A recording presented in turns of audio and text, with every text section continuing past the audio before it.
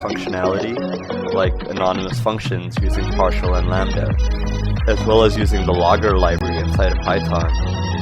We'll also learn to use parts of the OpenMaya API to interact between our Qt UI elements and our Maya commands UI elements.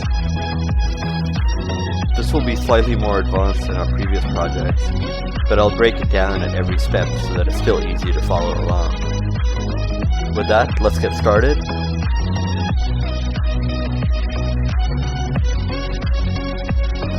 If you're taking this course, I assume you're somewhat familiar with Maya and its user interface. You, however, may not be familiar with the script editor. You can access it in three ways. You can go to Windows, General Editors, Script Editor, which will open it in a separate window. You can do the same by clicking on the shortcut button here. Additionally, if you have multiple viewports, you can convert one of them to the script editor by going to Panels, Panel, Script Editor, which will change that viewport to a script editor. The script editor is broken down into two parts. There's the output window, which represents everything you do in Maya. For example, if I were to click on this model, you can see that it says Select Human Body. And if I were to click on the glosses, it would do the same for the glosses. Below that is the input window. There are two tabs by default. There's Mel and Python. These are the two languages that Maya supports for scripting. You can create more tabs and choose the language by clicking on the little plus icon. Additionally, you can also input code down here in the input line and choose the language by clicking on the word Mel or Python. To run any code, you click the double arrow here. And if you're sick of seeing the output here, you can click on the erase button here and it'll clear history. In the next video, I'll go over how to create your first very simple Python program inside Maya.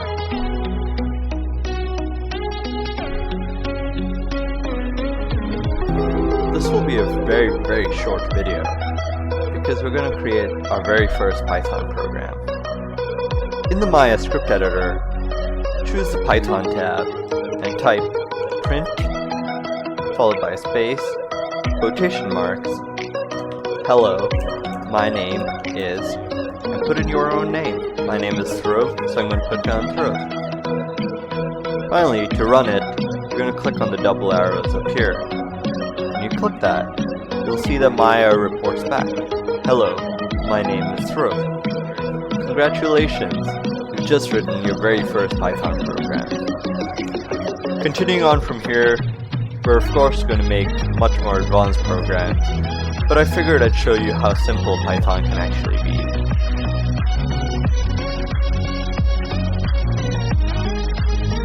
Using Maya to print out my name isn't all that exciting, so let's create something with it instead. First of all, let's get rid of this text. Then, we need to let Python know how to interact with Maya, so we have to get the Maya commands library. We do this by typing from Maya import cmds. CMDS is short for commands. Next, we want to create a cube. So we say commands.polycube and give it parentheses. I'll explain. We're saying from the commands library, get the polycube command and execute it. By giving parentheses, we're telling it to execute it. So now, let's click on the double arrows and see what happens. Lo and behold, Maya creates a polycube for us. Still not super exciting, so in our next video, I'm going to show you how to take this and automatically prop it for animation.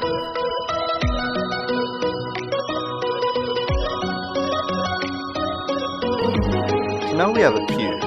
That's not all that exciting. What I want to do with this cube is I want to parent it underneath a circle controller so that I can use it as an animation prop. But we have a problem. We created this cube, and Maya call it pcube1. But if we call this command again, it'll create pcube2. So we don't actually know the name of the object that Maya is going to create. This isn't actually true. What Maya does is, when we call this command, it gives us back the name of the cube it created. And we can store this in something that Python calls a variable. I'll show you an example now. So if I say cube is equal to command sort of polycube, let me get rid of these small cubes real quick. And when I run it now, I'm running things by selecting them and hitting Control Enter, by the way. If I run it now, I'll get a cube. And if I say print cube, you can see the cube is equal to something. And what it tells us is that the cube is equal to pcube1 and polycube1. That's kind of strange. The reason is pcube1 is the name of the cube, and polycube1 is the name of the Maya node that created the cube. You can see that if I run this again, that now it's called pcube2 and polycube2. This means that every time we run it, cube will equal the actual name of the object. But we don't actually want the constructor, we just want the actual cube itself. So let's say cube shape is equal to cube 0. Let me explain what's going on here. Cube is equal to two strings. A string is a word or a sentence. You can tell it's a string because it's inside quotation marks. The U here just means that it's a Unicode string, and it's something Maya does that we can ignore. So for all intents and purposes, these are two strings inside square brackets. Square brackets means that it's a list. A list is an object that can contain other objects. In this case, it contains two strings. We can access the list and get a specific item by using the square brackets. So we say cube, and then the square brackets, and then we give the number 0. And if we run that, you can see that it's equal to pcube2, which is the first item. Now hold on, I said 0, I didn't say 1. And this is because computers start counting at 0. So when I say 0, I'm actually saying give me the first object. If I was to say 1, and I run this again, it now gives me the second object, because in computers, they start from 0. They don't start from 1. So when I say 1, I'm actually mean 2. It's kind of confusing, but you get used to it. So what I'm saying is give me the first object, and let's assign it to cube shape. So now if I print out cube shape, and I can do this,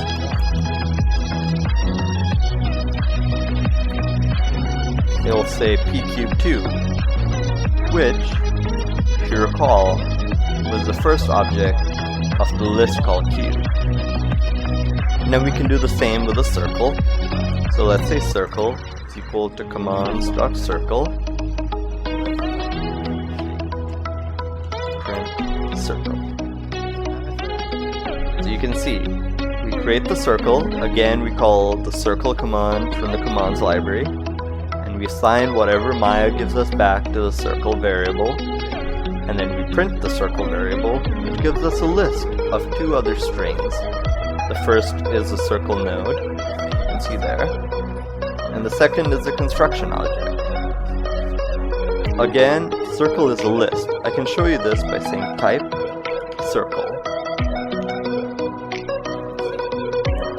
And you can see, type is list. And if I want to get the first object in circle, I do circle 0, which gives me NURB circle 1. And if I do type of that, it gives me Unicode. Unicode is a type of string, so for all intents and purposes, we'll just call it a string. Maya makes all strings Unicode because that's how it handles it under the hood. But you don't need to worry about that. So now we'll get circle shape equal to circle 0. So now we have the cube shape and the circle shape. What we need to do is parent one under the other. So I'm going to use the parent command. But if I use the parent command, it gives us an error when I run it. It says not enough objects of values. So the parent command actually expects two variables. The first is the child. In this case, I'm going to say cube shape. The second is the parent. So I'm going to say circle shape. And we put this inside the parentheses because we're telling parent how to run. We're saying put this under this. So if I run it,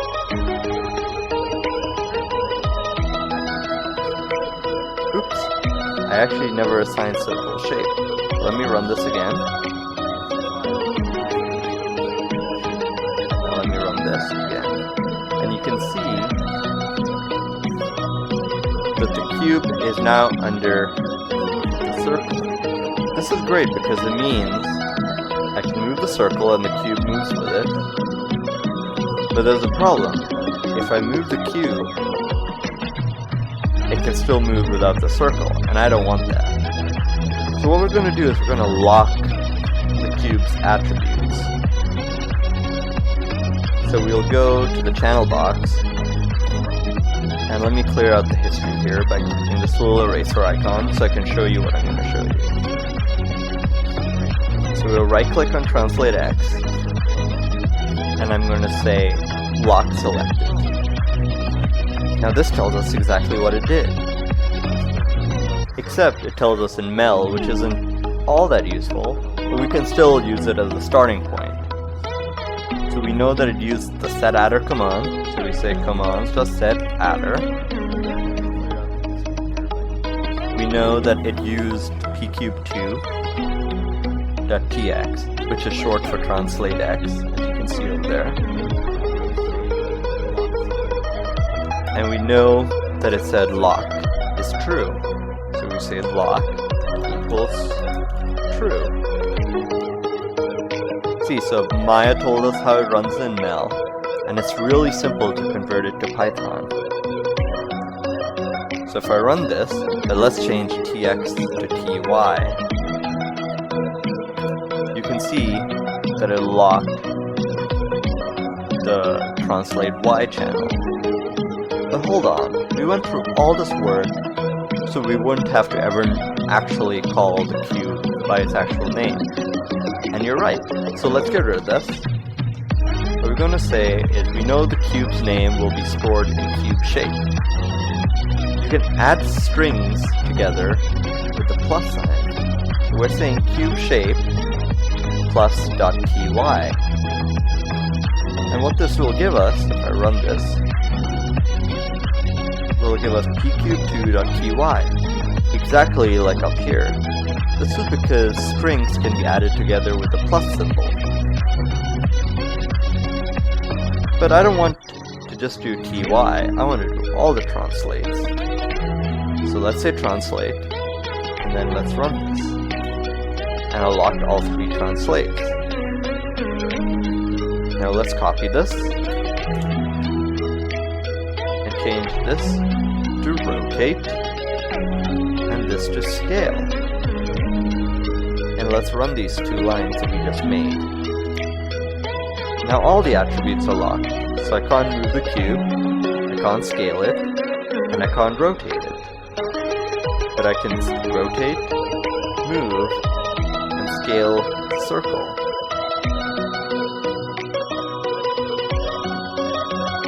So now let's just run through this all together again. Let me create a new scene, file, new scene. And I'm going to use the double arrows to run everything. And And wow, that was really quick. So we have the cube. We can't move the cube. We can't rotate it, and we can't scale it. In the outliner, the cube is under the circle, so we can move the circle, rotate the circle, and scale it, and the cube follows along.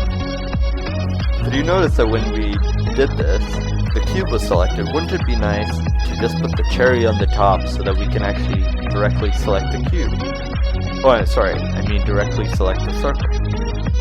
So we say command.select, because we call it select command, and we tell it to select the circle shape. So now when we run it, by clicking the double arrow, it selects the circle shape, and I can move it, rotate it, and scale it. So in a few minutes, we've gone and created a script that will create a cube, create a circle, we'll parent the cube under the circle, and then we'll lock all of the cube's translation values so that we can't animate on it. And finally, we'll select the circle. Congratulations, you just made your first real Python program in Maya.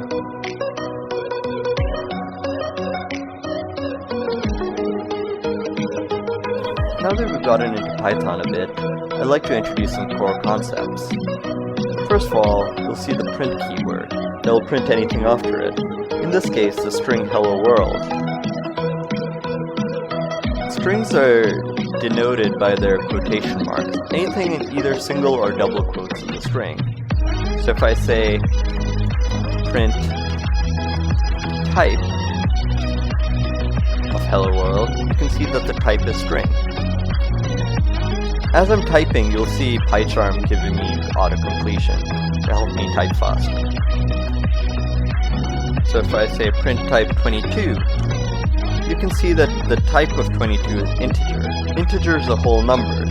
But if I say 22.01, it's now a float because floats are anything with a decimal point.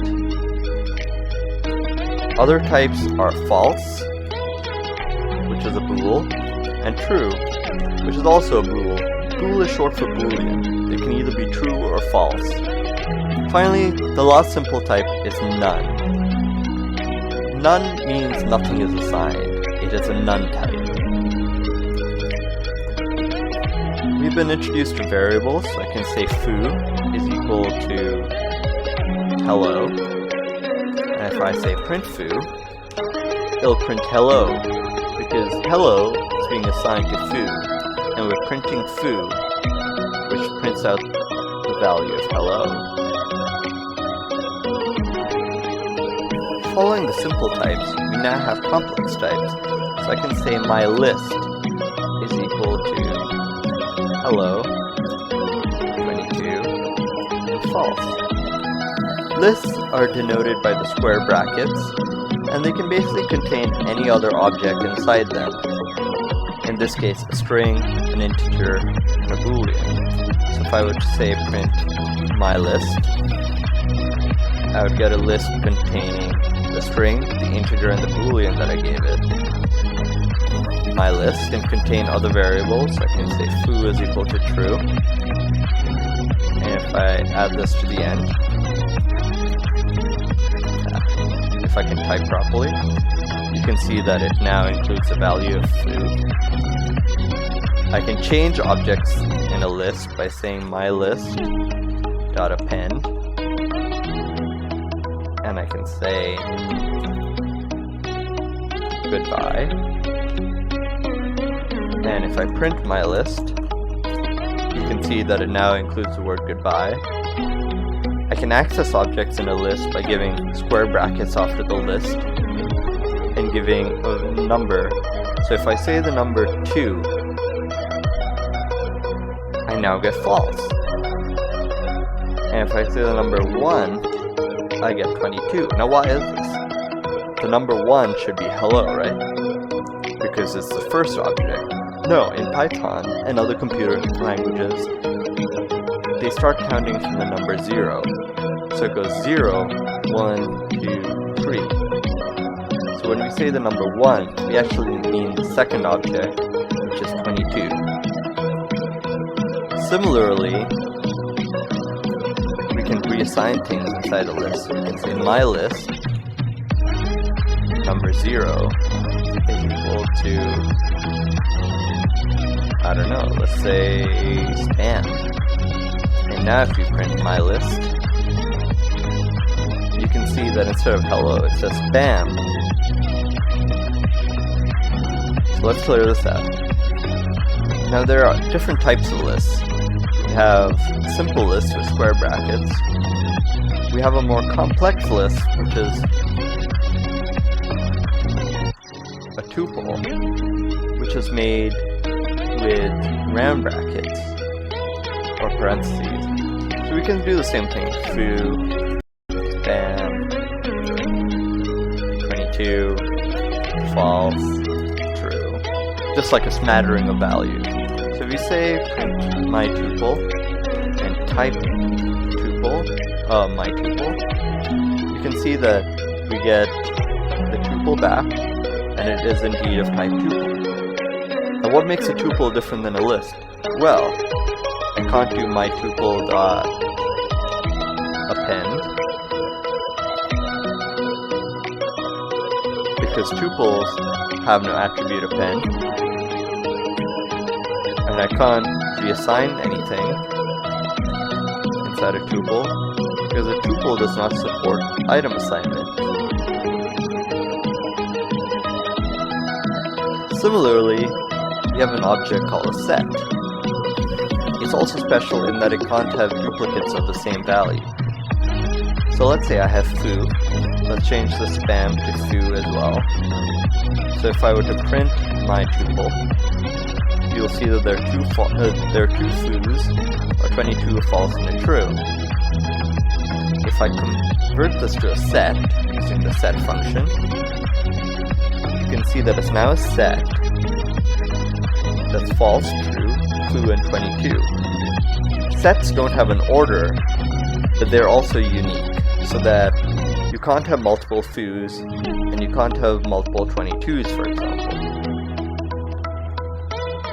Finally, we have one other collection type called the dictionary. A dictionary is sort of like what you would expect in English. You have a definition of Python, for example, and you would say that it is a programming language. Except, so basically, we would have a key and a value. So let's define our first dictionary. Say my dict is equal to, and you give it curly braces for dictionary. You say name inside quotation marks, and this will be the key, colon, and then in brackets we'll say through. We'll give it a comma, and we'll say roll,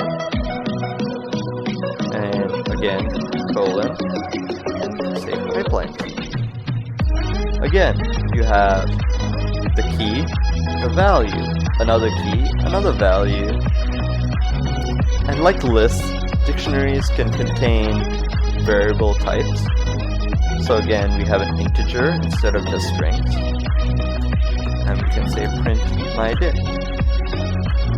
Something to note, dictionaries, like sets, are not ordered. Like sets, they cannot share, they cannot have more than the same key. So like a set could not have the same value multiple times. A dictionary cannot have the same key multiple times. So I can only have one name, one role, and one age. To access a dictionary, I use it like a list, but instead of giving a number, I give the key that I want to access. So I want to access name. So I ask for name, and I get name, and the value is row. And if I want to change that, I can say my name is Cartman. If I print my dict, now my name is Cartman. So dictionaries are similar to lists, but instead of having numbers as their indexes, they have words. This completes a quick look and some basic Python concepts that you'll need to continue down the road.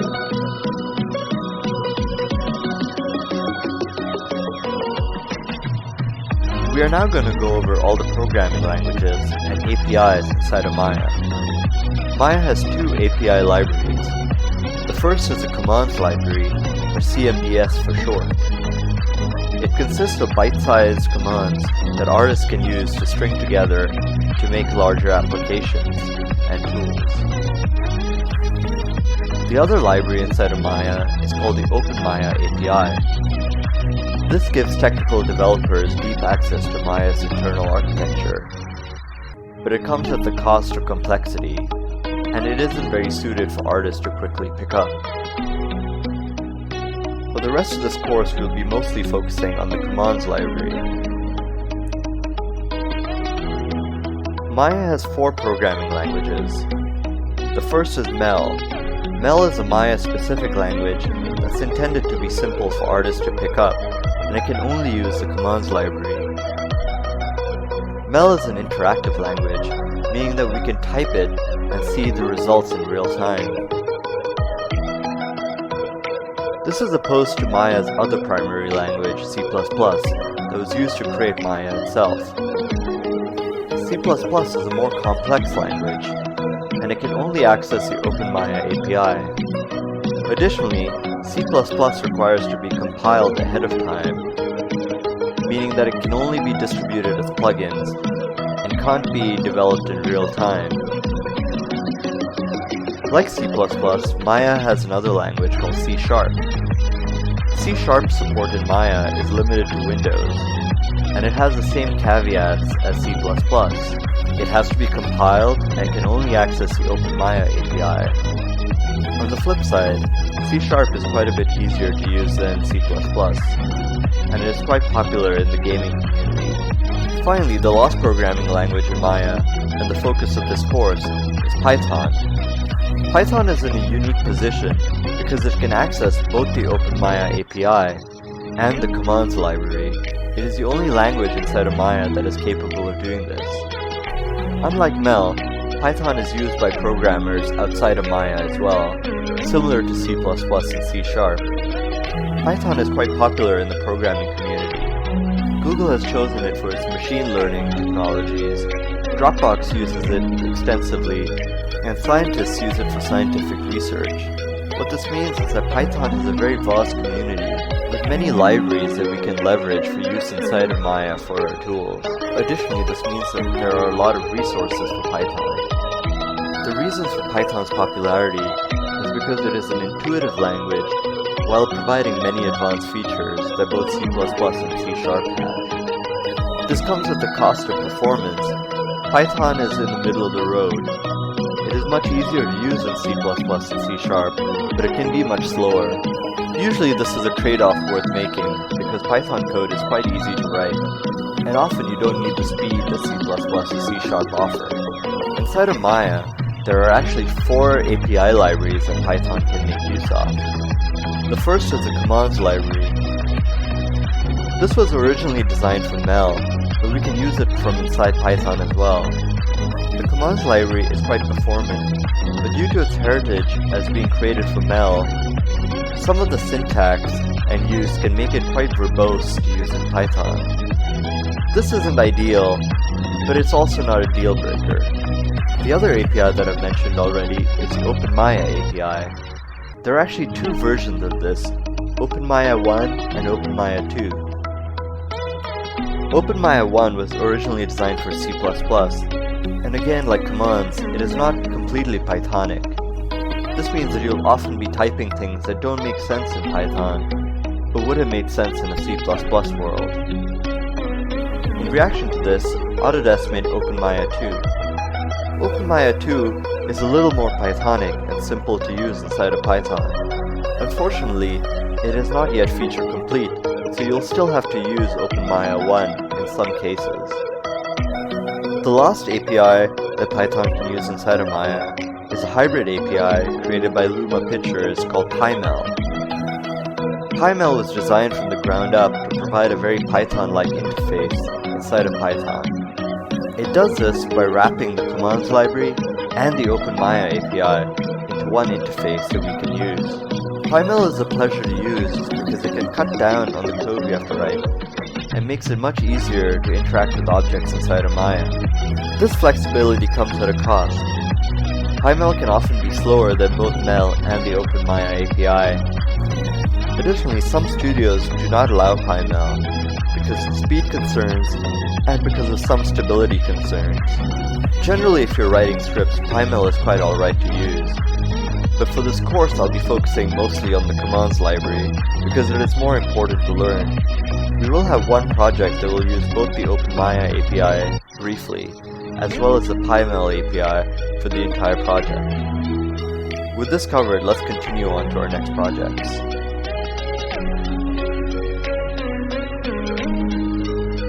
We need to affect objects inside of Maya. We'll primarily be affecting attributes on these objects. These attributes are often referred to by the object name, followed by a dot, and then finally followed by the attribute name itself. Every object in Maya is actually a node. You can view this inside of the node editor, but I'm going to show you a simplified diagram. Every node has several attributes that we can edit. We can access these attributes in our scripts by using the object name, dot, and the attribute name. But on the node, they appear as objects called plugs. Plugs can have values set on them, and that's what we often do with scripts. We can also key them, but we can also create connections between one node's plugs and another's. This is how most, if not all, objects inside of Maya interact with each other. It's also how we'll primarily be interacting with objects inside of Maya, by changing these values using our scripts.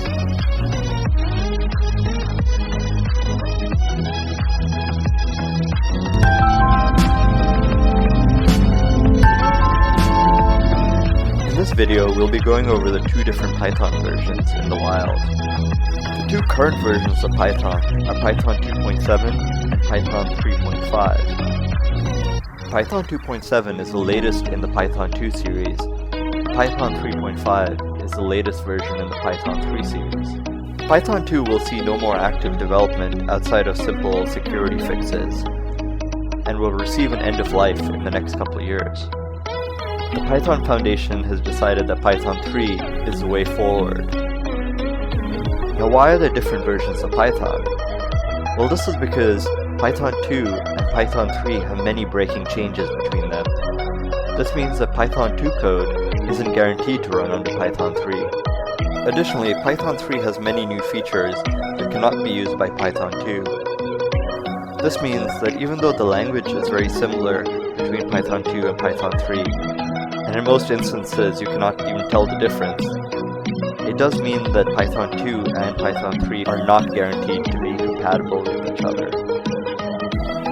Maya originally launched with Python in Maya 8.5 and Python version 2.4.3. In Maya 2009, they upgraded the Python version to 2.5, and in Maya 2011, they upgraded again to 2.6. Finally, in Maya 2014, they've upgraded Python to Python 2.7. This is the most recent version of Python in the Python 2 series, and will likely be the last. The visual effects industry has decided to stick with Python 2.7 as long as it can. This is because of significant investment in the Python 2 ecosystem, which would be hard to port over to Python 3. The VFX platform has decided that Python 2.7 is the version of Python that all software should be using. Therefore, whenever we are developing for Maya, we'll be using Python 2.7.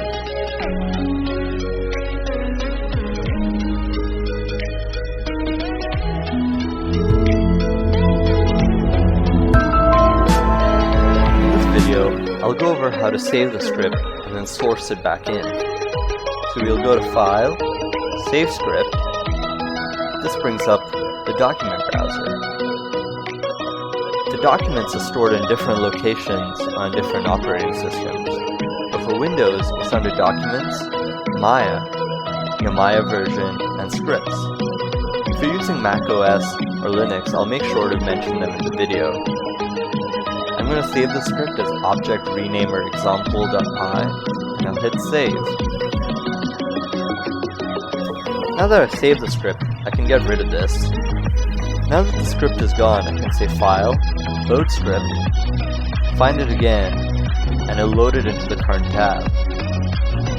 Alternatively, I can say File, Source Script, and instead of loading it in, what it'll do is it'll execute it immediately. This isn't ideal because, as you can see, it's changed all the names for my objects, and I didn't want that. In our next video, I'm going to go over how to compose our script into functions that won't run immediately, but will be available for us to call easily. One last way to call a script is because it's saved in our scripts directory.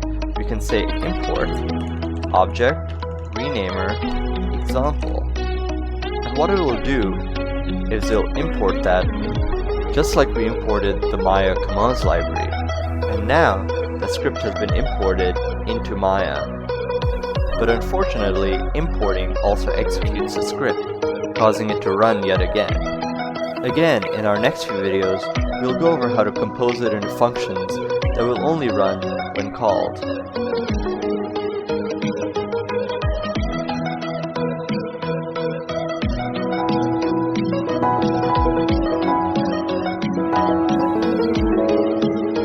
For this project, we'll be learning how to create a controller library using Qt.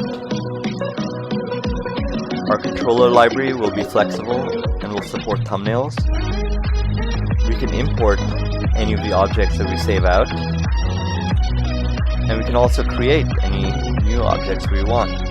In this case, I will save this as a test, and when I hit save, you'll see that it shows up inside of our window. We'll learn how to save data out as JSON files, as well as load them back into our UI. We'll be using Qt, provided by PySide 2 instead of Maya 2017, and PySide in previous versions of Maya. We'll go over the differences between Qt 4 and Qt 5, as well as the differences between PyQt and PySide, and PyQt 5 and PySide 2. I'll also be going over a popular Qt library that's used by Disney, Weta, Sony ImageWorks, and more that will help us write code that can be used by Qt in both Maya 2017 and previous versions of Maya. In the next video, I'll do a brief introduction to Qt and the different versions of Qt used inside the different versions of Maya.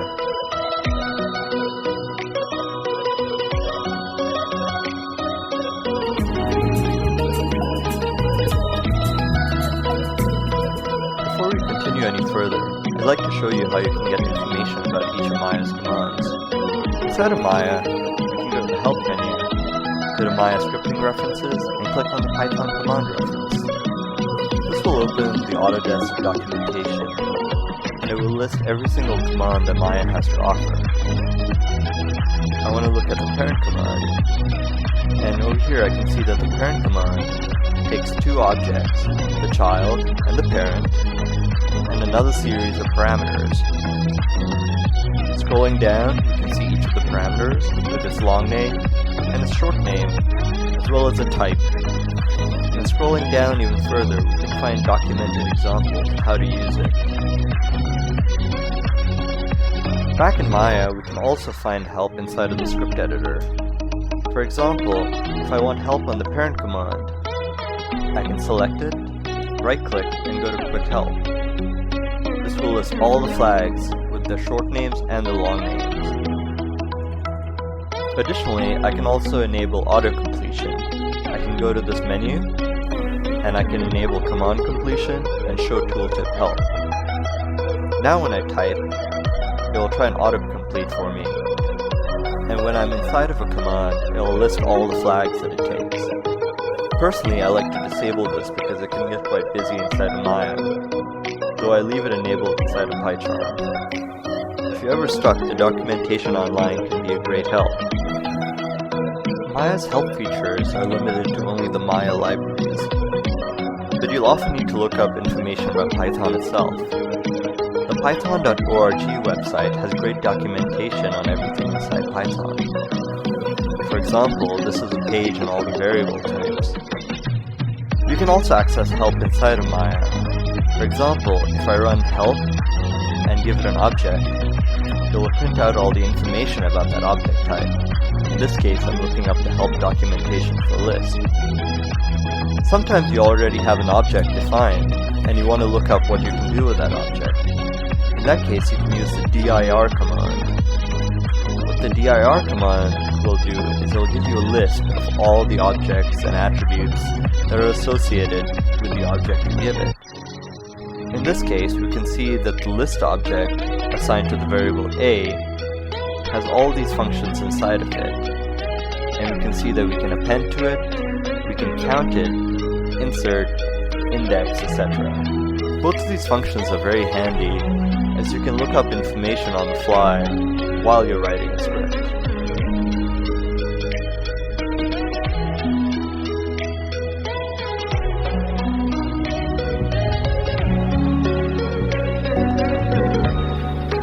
To begin our course, we'll need to get a list of the items that we'll be operating on. In my scene, I have 2 join chains, a cube, and a group, but you can have anything you want. First of all, we need to get the Maya commands library again. We'll say from Maya, import commands. Inside of the commands library is a list function. If we run this, and I'll print out the output, you can see that it gives us back a list of all the objects in the scene. At the very end, you can see the objects that we're talking about. But we also get a bunch of objects that I don't actually care about. These are hidden objects inside of Maya. So what we can do is tell the ls object to only use the selection that we want. So let's look up the documentation for the ls command. If we double click on it, and then right click, you can select command documentation. This will open up the browser for the ls command. Down here you can see the selection parameter. If I click it, it will take us to the documentation for the selection parameter. You can see that the long name is selection and the short name is SL.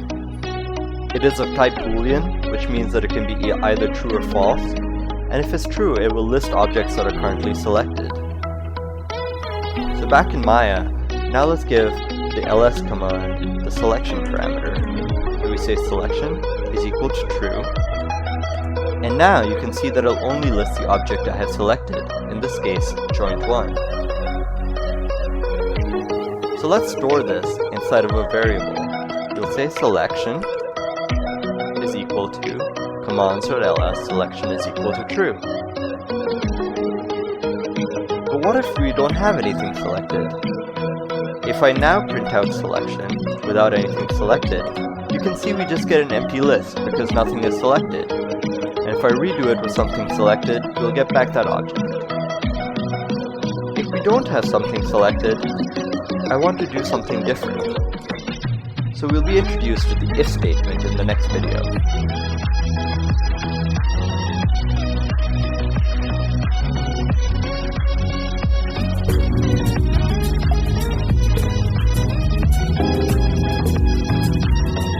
In this video, we'll be learning about the if statement. The if statement lets us say that if something is true, do something else. And the syntax is pretty simple. What we're saying is if the statement is true, only then will we do this. And you can see that the things that we'll do are indented. In Python, this is called a scope. The scope of this logic is this if statement. Everything underneath this if statement that is indented will only run if this if statement is true. And if it's not indented, then it will run regardless of whether this if statement is true. So back in Maya, let's write our if statement. So we say if the length of the selection is equal to 0, we'll get a new selection. First of all, let's look at the double equal symbol that we used. single equal symbol means that we're assigning something. The double equal symbol means that we're comparing something in value. So we're going to say, if the length of the selection is 0, then let's get a new selection. So we'll say commands.ls, and I'm going to use two parameters that I'm going to introduce shortly. I'm going to say dag equals true, and long equals true. If we go back to the documentation and look at long, you can see that it takes a boolean.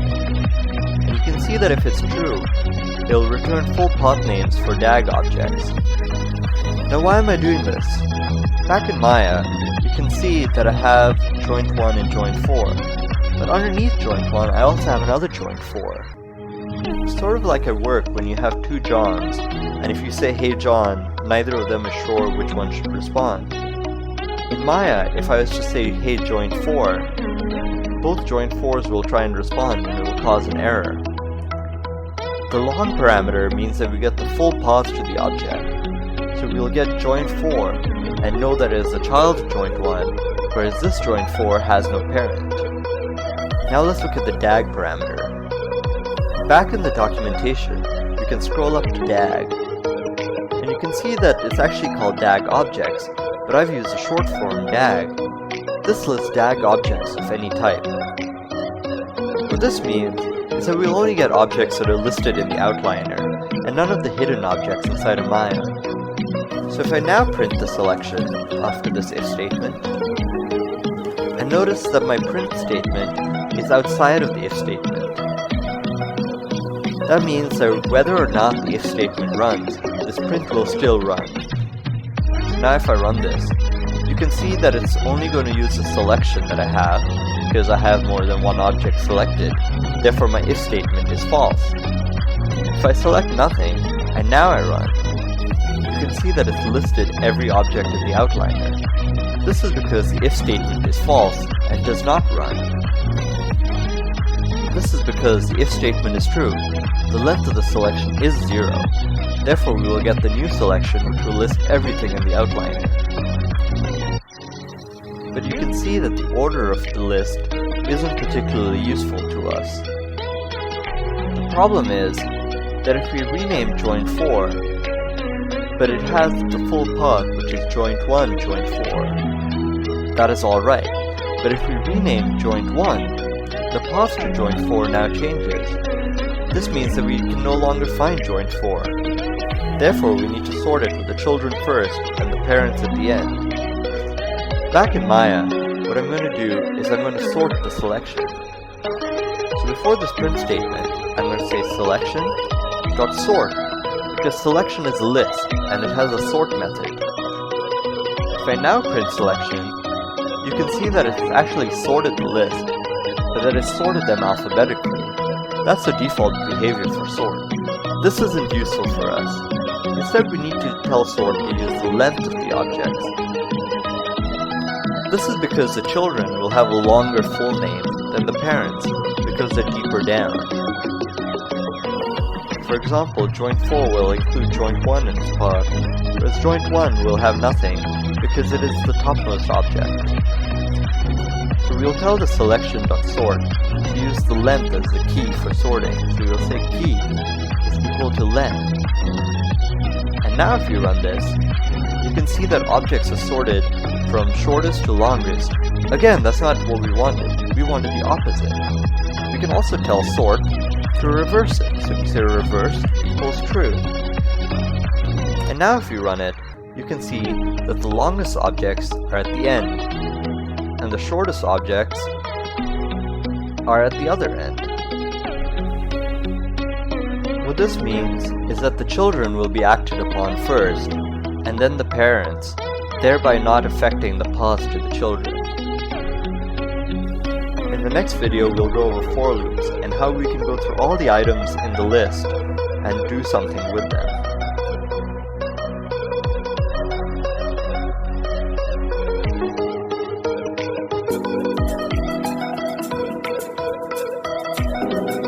In this video, we'll be introduced to the for loop. The for loop says that for an item in my list, do something with this item. Again, you can see that the logic is indented. This means that it will only run in the scope of the for loop. Anything outside the loop is unindented because it will run outside of the for loop.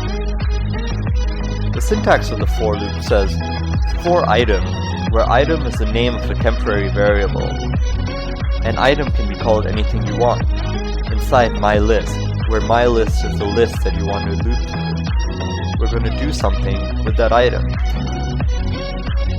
Now back in Maya, what we're going to do is we're just going to go through every item inside of our selection and find the short name for this item. So we're going to say for obj, short for object, in selection, which is the list that we have of all our selected objects. We're going to say print obj. And now if I run this, you can see that it prints out our names. The names are kind of long at the top. They have this pipe symbol to show the path of the object. What we want is to split up the string by the pipe symbol. Fortunately, obj is a string object, so we can say print obj.split. And the split operation by default works on spaces, but we need to tell it to work on the pipe symbol instead, so we give it the pipe symbol inside of quotation marks. And if we run this now, you can see that each object is now a list of every word split up by the pipe symbol. But we don't want every single word, we just want the last word. So since it's a list, we already know how to access objects within it. We use the square brackets and give it a number. But the problem is that each of these lists is of variable length. Some of them are only 1 object long, and some are 4 objects long. Fortunately, Python lets us iterate backwards through a list as well. So if we give it -1, it means that it will take the very last object inside of the list. So now if we run this, you can see that we only have 1 word, and the word is the last word inside of the list. We will take this and we'll assign it to the variable short name. In the next video, we'll look about fleshing out this for loop by renaming these objects according to their type.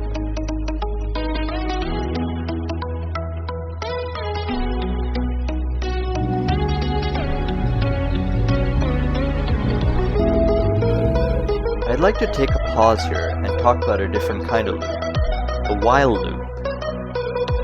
The while loop is very similar to the if statement and the for loop combined.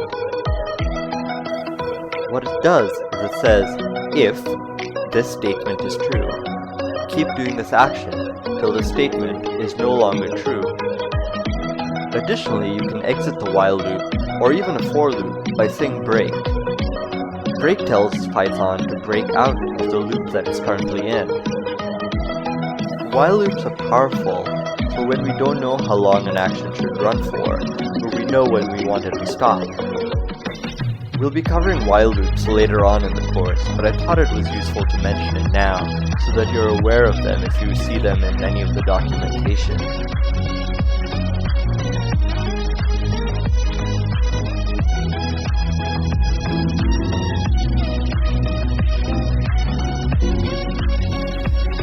In this video, we're going to try and get the object types of each of the items in our list. We'll start off by saying print command.object type of the object in this list. And when we run this, with this cube selected, it will give us back transform. Now you may be asking, why is it a transform when it's clearly a mesh object?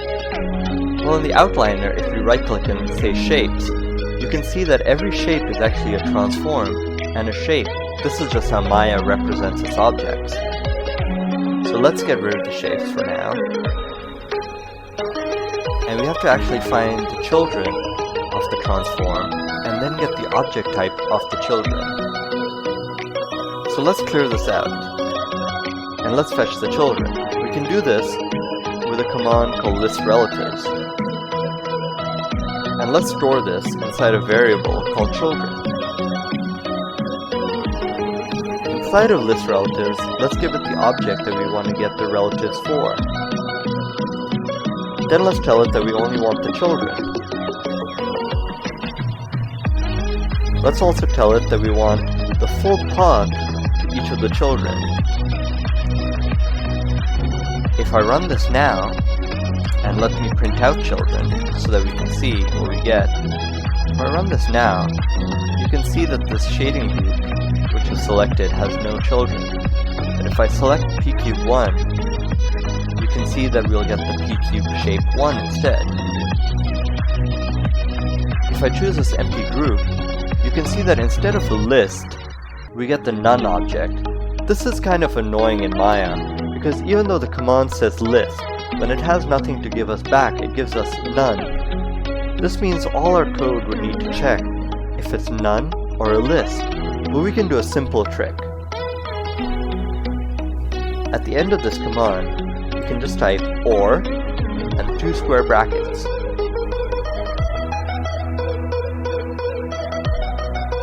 What we're saying is that if list relatives is empty or none, then let's just make it an empty list, which is denoted by the 2 square brackets. So no matter what we do, we're always sure that children will be of object type list. So let's get rid of the print children and get the object type of the child. The problem is we only want to get the object type of the child if it's the only child underneath the parent. So we'll use an if statement. We'll say if the length of the children list is equal to 1. Again, note that we use 2 equal symbols to compare instead of 1 equal symbol to assign. We'll get the child from the children's list, and we'll get the first child, which will hopefully also only be the only child, by saying 0. Again, remember the lists start counting from 0 instead of 1. And we'll say the obj type variable is equal to commands or object type of the child.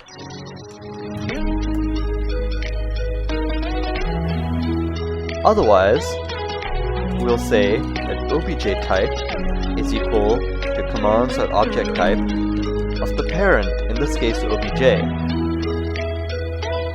Over here you can see the else statement. The else statement is run if the if statement is not true.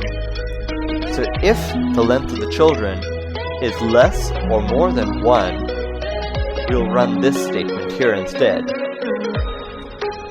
But if the length of the children is 1, we'll run this. This lets us set up conditions for how the code will run based on values at runtime. Now that we have the object type, we can print it out and see that if I select the cube, I will get mesh. If I select the joint, I will get joint. If I select the empty group, I will get transform, because that's what it is. In the next video, we'll go over more complex if statements using the object type to determine what the object should be renamed to.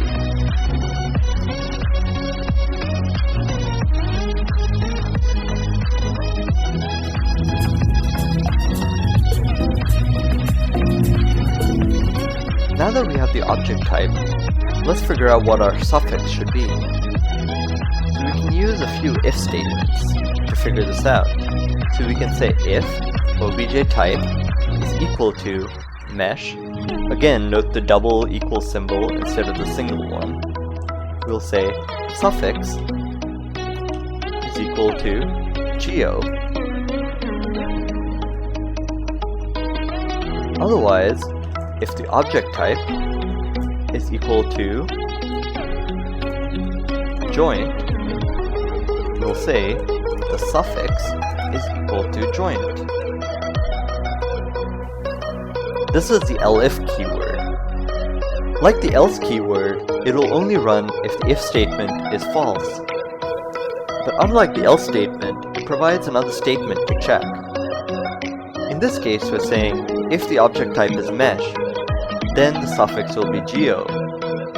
If the object type is not met, we'll do the next check to check if the object type is joined. If it's not joined, then we'll continue on down the chain of if and else statements. So following this, we'll have another elif, and we'll say if object type is equal to camera. I don't actually want to do anything if it's a camera, so I can say print, skipping, camera, and I can say continue.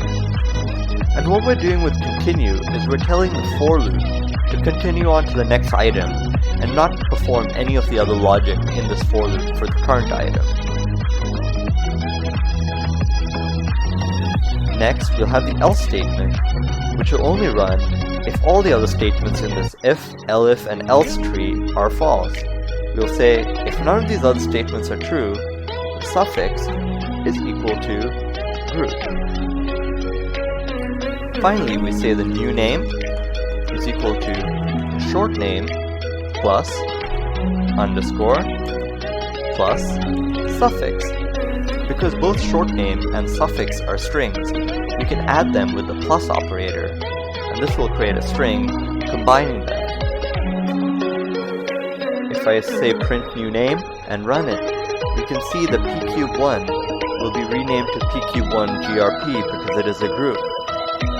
But if I use pq1 that represents a cube in here, and then run this, you can see that it will be renamed to geo. Now, let's do the actual rename. We can say commands.rename. We give it the old name. In this case, we'll give it the full path, which is represented by obj. And we'll give it the new name, which we just constructed. So if I run this now, you can see that pq1 has been renamed to pq1_geo. And if I deselect it, and let me undo it, and now if I run it, you can see that pq1 has got the suffix, every joint also has a suffix, and all the groups also have the correct suffix. But like we said, none of the cameras have been affected, and this is exactly what we wanted.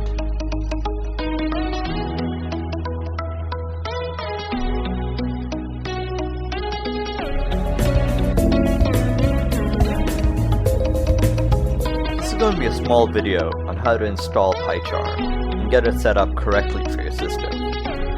On the PyCharm edu website, click on download and choose your platform. I'm on Windows, and we're just going to download the Windows version. Once the installer is open, click next. Choose the directory you want it to be in. The default should be fine. This next part is the important one. It'll ask you to choose your Python version.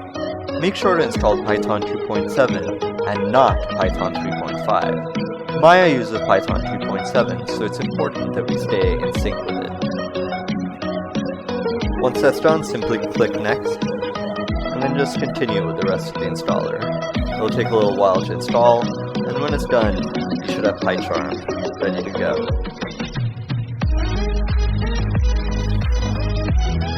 In this video, I'm going to go over how to set up PyCharm EDU for Maya.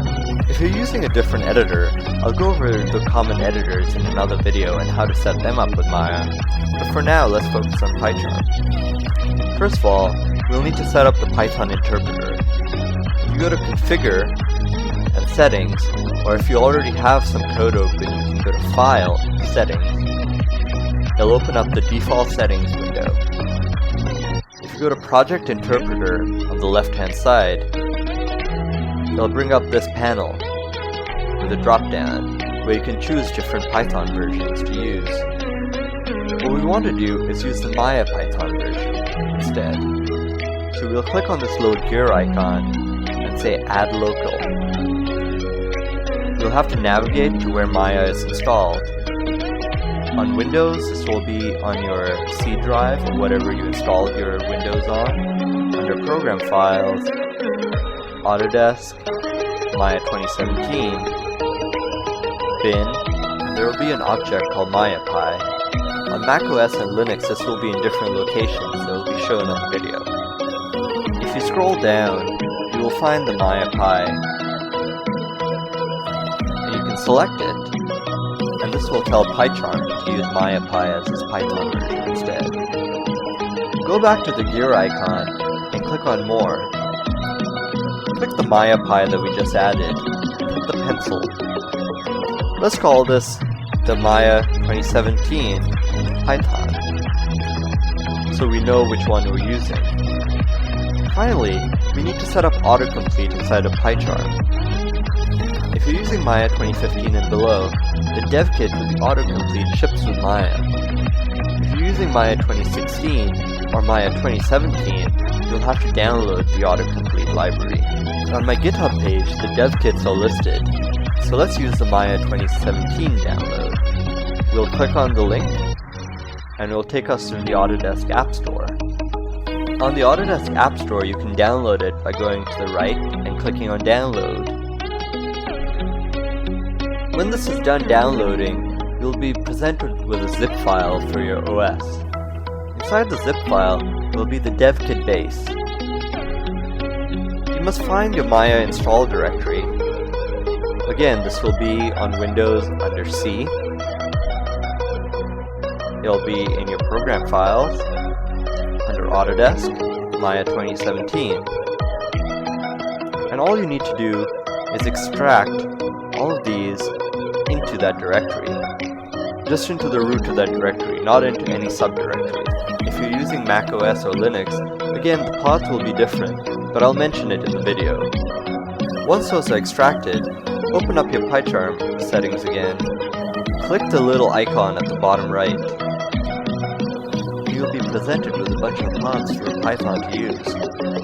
We're going to add one, so click on plus. Again, you'll go to C, and you'll navigate to the directories we just extracted. So we'll go to Autodesk, Maya 2017, and we'll go to the dev kit. Inside the dev kit, go to Other, PyML, Extras, and Completion. Then click on Py, the PY, and then just add this directory by clicking OK. Finally, simply click OK, hit OK again, hit Apply.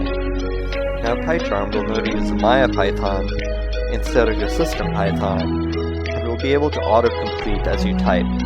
So let's close down these settings, and I'm going to click background so it doesn't take up my time, and we'll open a project.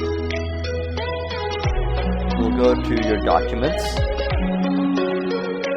where your Maya scripts are stored. This will be different on Mac OS or Linux, but again, I will make sure to mention it. We'll go to Maya, your Maya version 2017, and we'll open the scripts directory. I'm going to click OK to open it up. I'm going to expand my PyCharm, and for the rest of this course, I'll be using PyCharm in presentation mode, so you won't see most of this UI. But for now, if I expand this, you can see our object renamer example over there. If I double click it, it will open up, and you can see all our code from Maya inside here.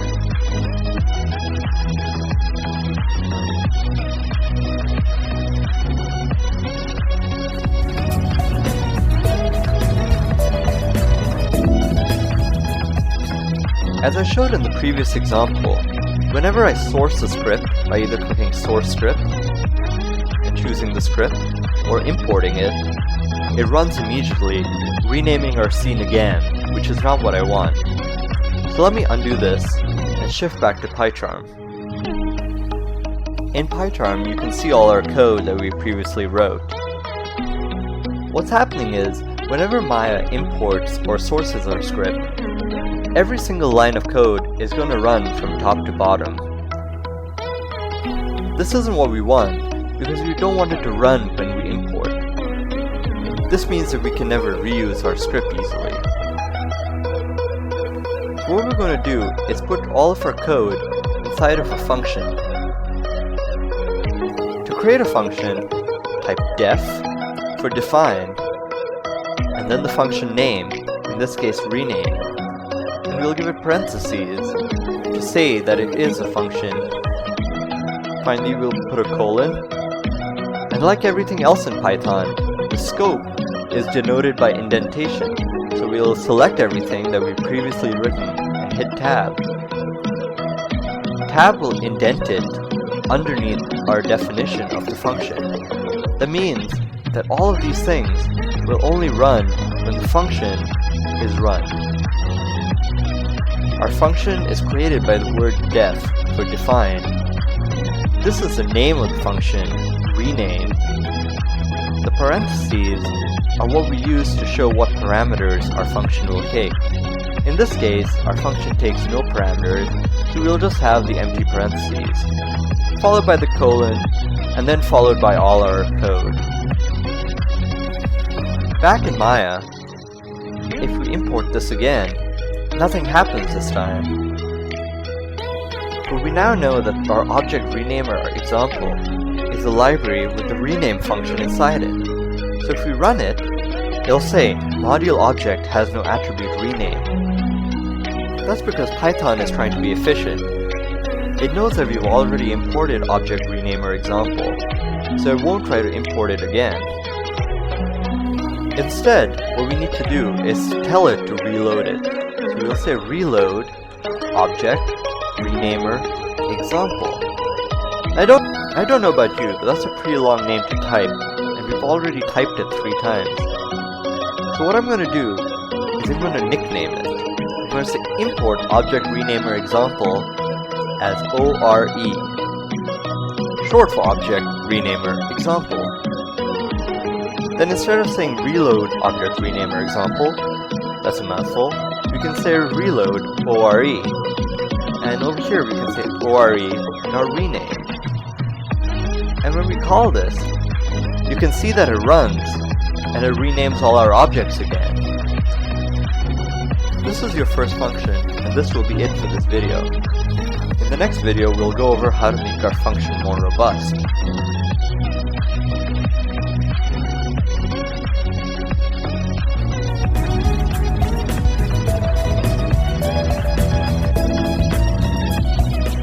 Back in PyCharm, our first step will be to make sure that if the suffix is already on the end of the object, that we don't rename it again and double add the suffix.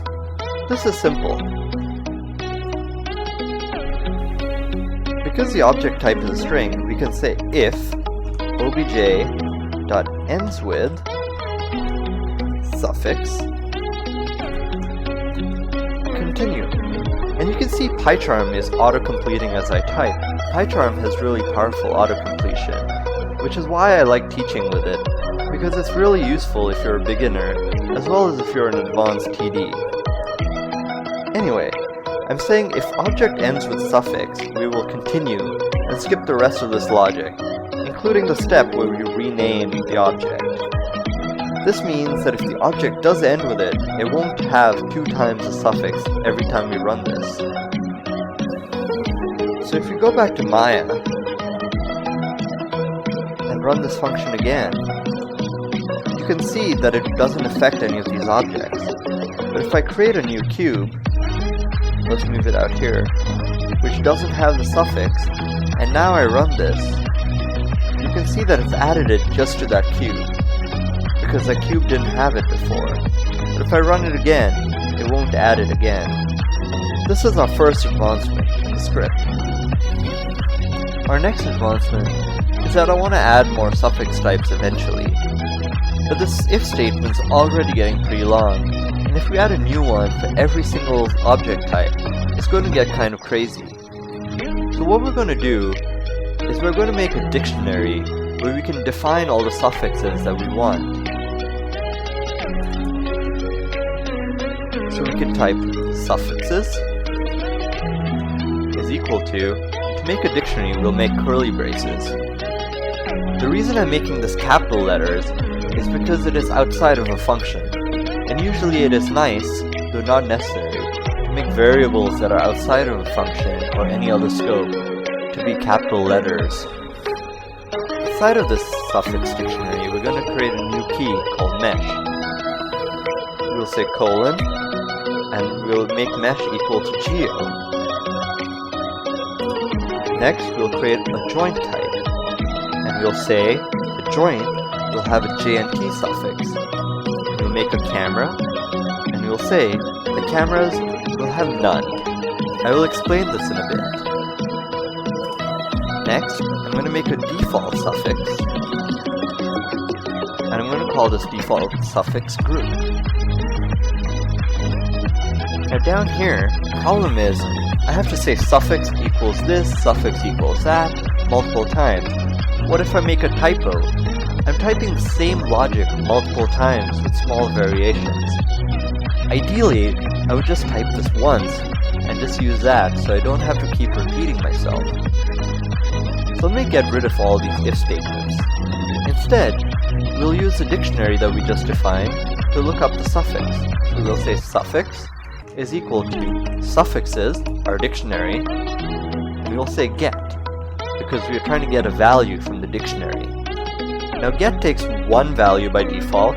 As you can see, PyCharm is telling us the key, and we'll use object type. The second key is the default. If the dictionary doesn't have the key that we asked for, it'll give us the default back, in this case none. But what we actually want to do is get back the default suffix. Default suffix is equal to group. What we're saying is, if the dictionary doesn't have the object type we've asked for, let's just assume it's a group and get the default suffix back. But you'll remember that I said camera is none. And this is because I don't want to put a suffix if it is a camera. So what I'm going to do is I'm going to say if not suffix, continue. And what we're saying is that if the suffix is not true, this is shorthand. We'll say to continue and skip the rest of this logic. Therefore, for the camera, the dictionary will give us back the value none. And none is not true. So we're going to say to continue. If we go back to Maya, and if I run this again, it will say invalid syntax on line 2 of my code. And that is because I missed a comma here, and you can see that PyCharm was highlighting it. Again, if I remove that, you can see that it says it's red. If I add the comma, it says it's fine now.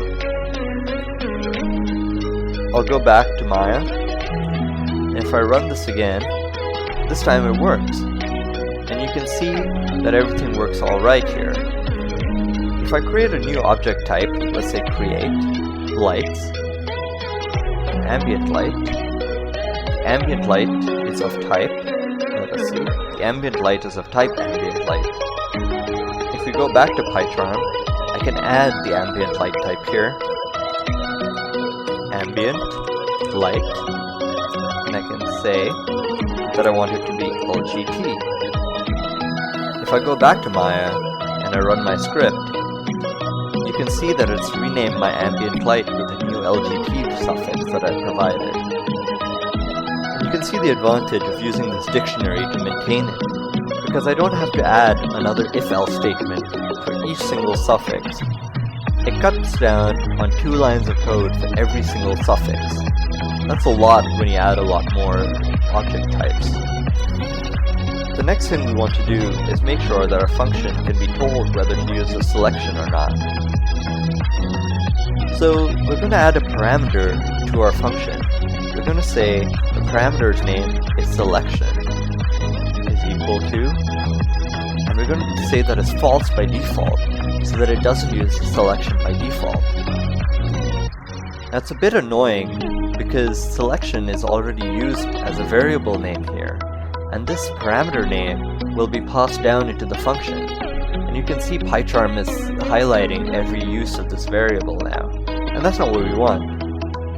So I'm going to select this word in PyCharm, right-click, refactor, and I'm going to rename it. And I'm going to rename it to objects.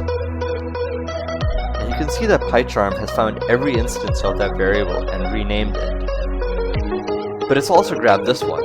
So I'm just going to rename this back to selection. And what we're going to do is say objects is equal to commands.ls selection equals true.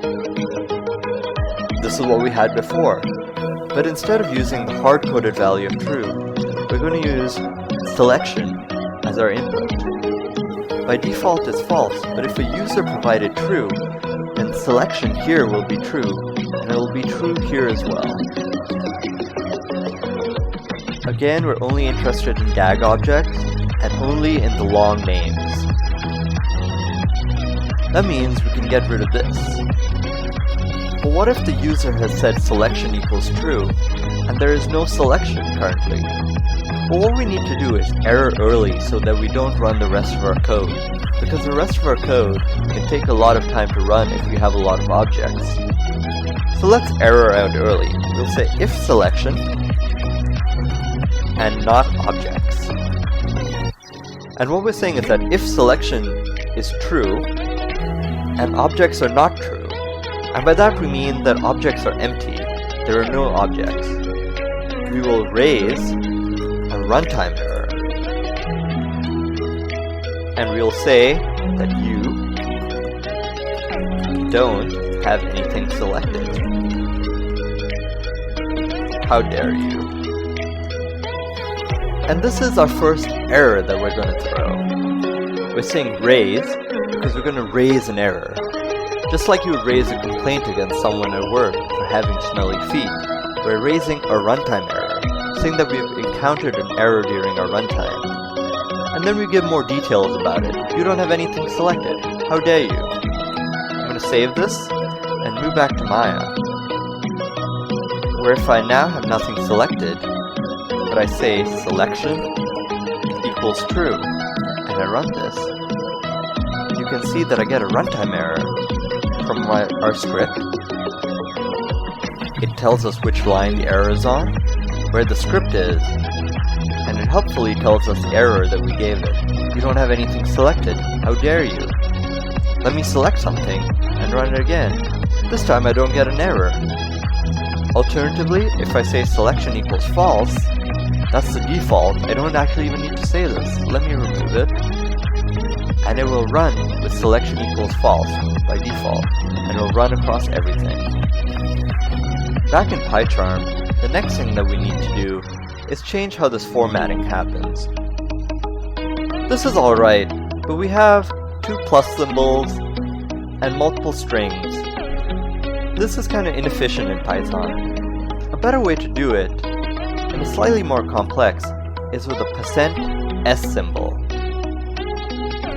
It kind of looks like a weird emoji, but what we're doing is doing a string substitution.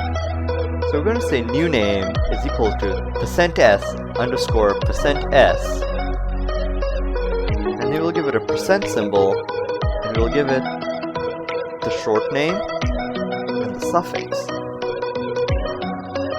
And the reason I'm showing you this is it doesn't make as much sense for a short string, but when you start doing it a lot and over many objects, the other way of doing it can get really heavy, but this is a really light way of doing it. So what's actually happening is, this %s is being replaced by short name, and this %s is being replaced by suffix. In the end it creates the same string, but this is a little more efficient, and I'll be using it for most of my examples, so I think it's a good example to show right now. The other thing is, if the object ends with suffix, it might actually be a valid object name and needs a suffix added. What we actually need to do is check if it ends with the underscore and the suffix, and this will mean that it doesn't actually have the proper suffix. Just like the Maya commands give us back a list of objects that they ran on, it'll be nice if our object can do the same. At the end of our function, outside of our for loop, I'm going to say return objects. Return objects is going to tell our function that when it's done, it should return the objects list that it has. But the problem is the objects list doesn't represent the new names. So let's change that. Let's get the index of the current item from the objects list. We'll do this by saying index is equal to objects.index of our current object. What this does is it gives us back the index value of the object from our objects list. So if it's our first object, we'll get back 0. If it's our second object, we'll get back 1, and so on and so forth. We'll use this to know what object to replace inside of the list. So we'll say objects index is equal to, and now we'll replace the object inside there. So we'll say object.replace, and now we'll replace the string so that it has the new name inside. So we'll say object.replace short name, new name. And what this will do is, in the objects list, at that index point, it will replace it with the object name, where the object name has had the old short name replaced with the new name. So that means our list will have all the objects it operated on. Anytime that we've renamed an object, it will have been replaced in the list with this new name. So if we go back to Maya, say print ore.rename, you can see that I get a list of all the objects back with their new names, as well as the objects it hasn't renamed with their old names. Finally, we need to make sure that our function is easy to use. People using our code library don't want to be looking at our code just to know how our function works. If I say print help on this function, it gives me nothing back because there's no help for this function. How do we provide help for a function? This is simple. We call it the docstring. First of all, inside of PyCharm, let's change the docstring format. Let's go to File, Settings, and inside of this, I'm going to go to Tools, Python Integrated Tools. I'm going to change it from restructured text to Google. Google is a lot easier to read than restructured text. I'll click OK, and I'll go back to my function. After our function, I'm going to hit Enter, and type in 3 double quotes. 1, 2, 3. And then I'm going to hit Enter. And you'll see that PyCharm's automatically filled it out a bit. This is called a docstring. The first comment after a function with triple quotes will be what's presented when you call help on a function. So I'm going to say, this function will rename any objects that have the correct suffix. You'll say for our selection argument whether or not we use the current selection. And for returns, you'll say a list of all the objects we operated on. If I go back to Maya and I rerun the help command, you can see that I now get the docstring that we wrote. It says this function will rename any objects to have the correct suffix, and gives us information on how to use the function. This is a form of documenting your code. Docstrings are really helpful when other people have to use your function, or even if you're using your function down the road and you forgot how you wrote it. This is a form of commenting. The other form of commenting in Python is with the hashtag. This isn't like Instagram or Twitter. Instead, these hashtags represent the intent of the code. So if I type a hashtag, and then I can type anything after it, and these will not run with the program. They're simply there for other programmers to look at. So I'm going to say hashtag, this function cannot run if there is no selection and no objects. The point of comments is that later, when you have to look at your code, or someone else has to look at your code, they don't have to read every single line of code to understand what you were trying to do. It's really useful as well for yourself, because you're bound to forget how your code works. I recommend adding comments to your code so that it's easy to follow along. All my code in the GitHub repo for this project will be documented with comments on how to use it, what I'm doing, and how it runs. You now have a function that can be reused in other projects, as well as called on its own to organize your scene inside of Maya. In our next project, we'll be be looking at how to create geometry procedurally.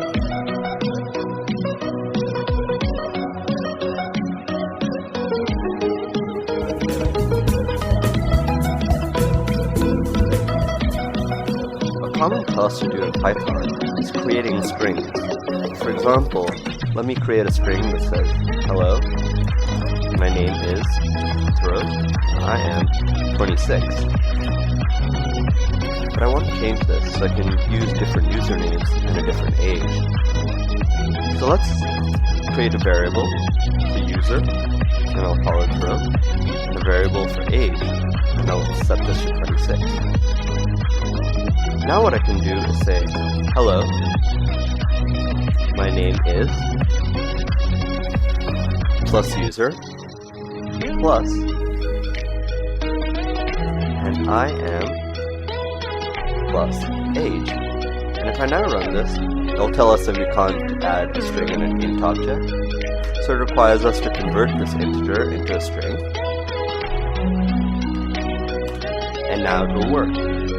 But this can get very cumbersome because we both need to know the type of the variable and we need to keep adding strings together, which can be kind of expensive to do. Another option is string substitution. So we can say, hello, my name is %s, and I am %s. Then we close the string, we give another %sign, and then in parentheses we give the values to use. In this case, I'm going to say user, age. And what this will do is replace the first %s with the first value, and the second one with the second value, and so on and so forth. If I now run this, you can see that I didn't need to care about my variable type, and it's very succinct to define. We can also do this with name lookups, using a dictionary instead of a tuple. For example, if I say name, and age, I can give it a dictionary now, with name,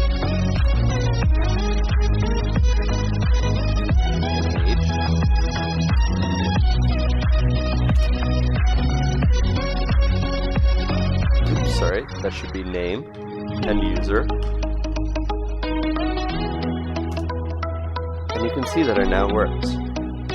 This form of using string substitution is one that is very popular in Python.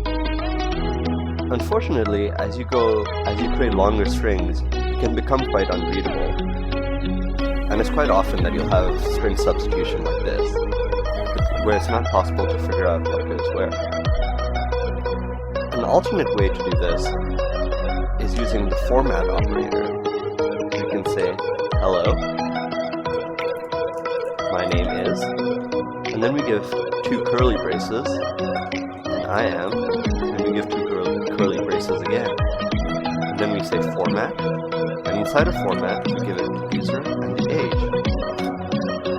And it works exactly the same, but this isn't a huge improvement. It's the same number of characters as %s, and we still have the same problem, that we don't know what goes where without having to read the whole sentence. Instead, we can also do something like this. We can tell it which value to use. And we get the same output. But the cool thing is, I can now change my string and refer to them out of order. I can say, hello, I am, and my name is,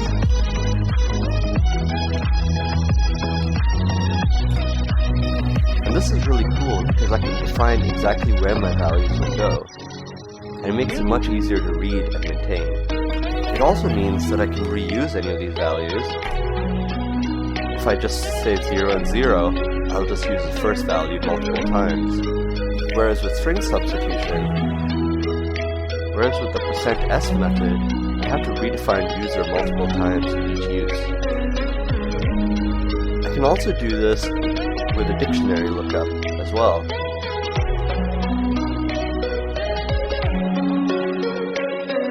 So instead of saying, hello, my name is something, and I am something, I can say, hello, my name is user, and I am age. And then I can just give these as arguments to the format function.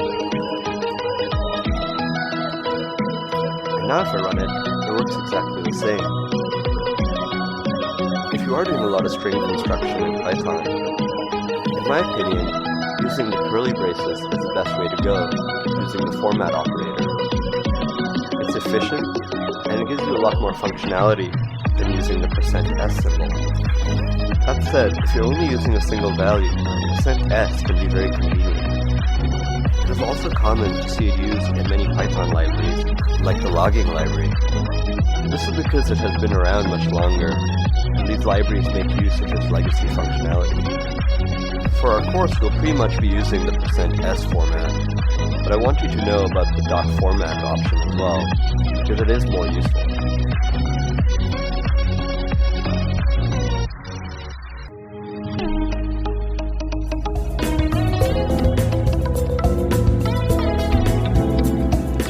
In this video, we'll be going over the logic and function scoping of Python. Python follows simple rules for looking at variables. It first looks at local variables. This is variables that are assigned inside of the function or the current scope. For example, this is the scope of the inner function. Anything that is indented underneath the scope declaration. In this case, the function declaration is the scope declaration. So we're saying anything underneath this that is also indented will be inside the scope. And therefore, when you look up variables, it will first look up inside of this scope, and then it will look up in the scope above it, which is this outer function scope. And then finally, we'll look above that, and then we'll look inside of Python itself. So you can see this described here. This is called the LEGB rule. So L is for local, names aside in any way within a function. Innermost variable is a local function inside of inner function. Enclosing function. This means the functions that are outside of this scope can be accessed. So inner variable is a variable outside of this scope, but it is in the enclosing scope. G for global are module level variables. A Python file is called a Python module, and this is outside of any function, therefore it is a module level variable. Finally, you can use built-in Python types, which are just Python variables that come with Python. So let's get rid of the documentation up here. And below this, let's make sure to call our outer function. And now if I run this, you can see that the inner function can access the innermost variable, the inner variable, the outer variable, and the Python global. If I move this out of the scope, you can see that I can no longer access the innermost variable. PyCharm is smart enough to tell me this. If I try running this, it will error. It says it cannot find the innermost variable at any level higher than this. So if I take that out, it will run. Similarly, if I now take this out of the scope of the outer function, you can see it's now unindented relative to outer function. I can no longer access inner variable. If I run this, it will error. So let me get rid of that.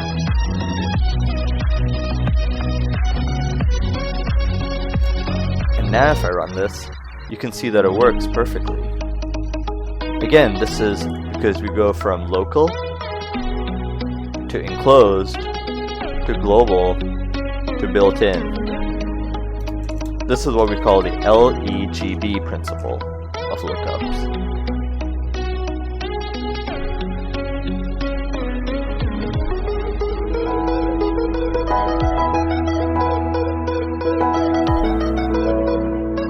For this project, we'll be learning how to create a controller library using Qt. Our controller library will be flexible and will support thumbnails. we can import any of the objects that we save out, and we can also create any new objects we want. In this case, I will save this as the test, and when I hit save, you'll see that it shows up inside of our window. We'll learn how to save data out as JSON files, as well as load them back into our UI. We'll be using Qt, provided by PySide 2 inside of Maya 2017, and PySide in previous versions of Maya. We'll go over the differences between Qt 4 and Qt 5, as well as the differences between PyQt and PySide, and PyQt 5 and PySide 2. I'll also be going over a popular Qt library that's used by Disney, Weta, Sony ImageWorks, and more, that will help us write code that can be used by Qt in both Maya 2017 and previous versions of Maya. In the next video, I'll do a brief introduction to Qt and the different versions of Qt used inside the different versions of Maya.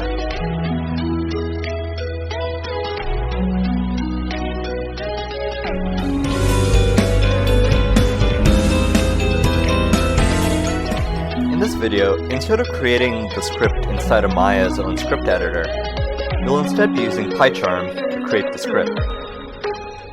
In a previous video, we set up PyCharm to point to our Maya scripts directory. If you don't remember what this is, you can say File, Open, and go to C, your Documents folder, Maya 2017, and the scripts directory underneath there. If you're on Mac or Linux, I'll make sure to mention where your directories are as well in an overlay in the video. You can see our previous script that we wrote here, the object renamer. But let's create a new script. We'll say File, New, and we'll say Python file. We'll call this Gear Creator, and we'll say OK. And you'll see, because we said it's a Python file, that PyCharm's already added the .py suffix. Next, we need to load this into Maya. So let's write a little print statement that we can use to test Maya loading our script. So let's just say print, and in quotation marks say hello Maya, and save it down. Now go back into Maya and say import Gear Creator and run it. And you can see that Maya has said hello Maya down here. If we run it again, you can see that it doesn't print hello Maya again. This is because Maya will cache the import, so it doesn't have to re-import it. This means that as we're developing, Maya will not pick up our changes. So what we need to do is add the reload statement. So now if we run this, you can see that it's imported it again and run hello Maya. If I go back to PyCharm and change this to say bye Maya instead, and now run it, you can see that it'll say bye Maya now.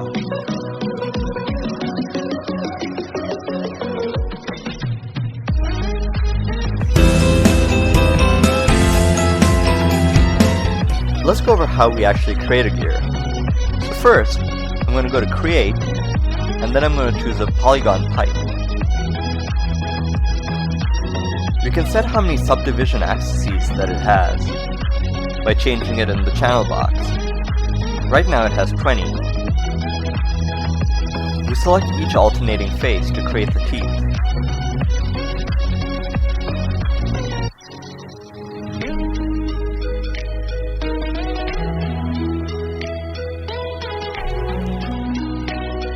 Then, we extrude them, and this creates our gear.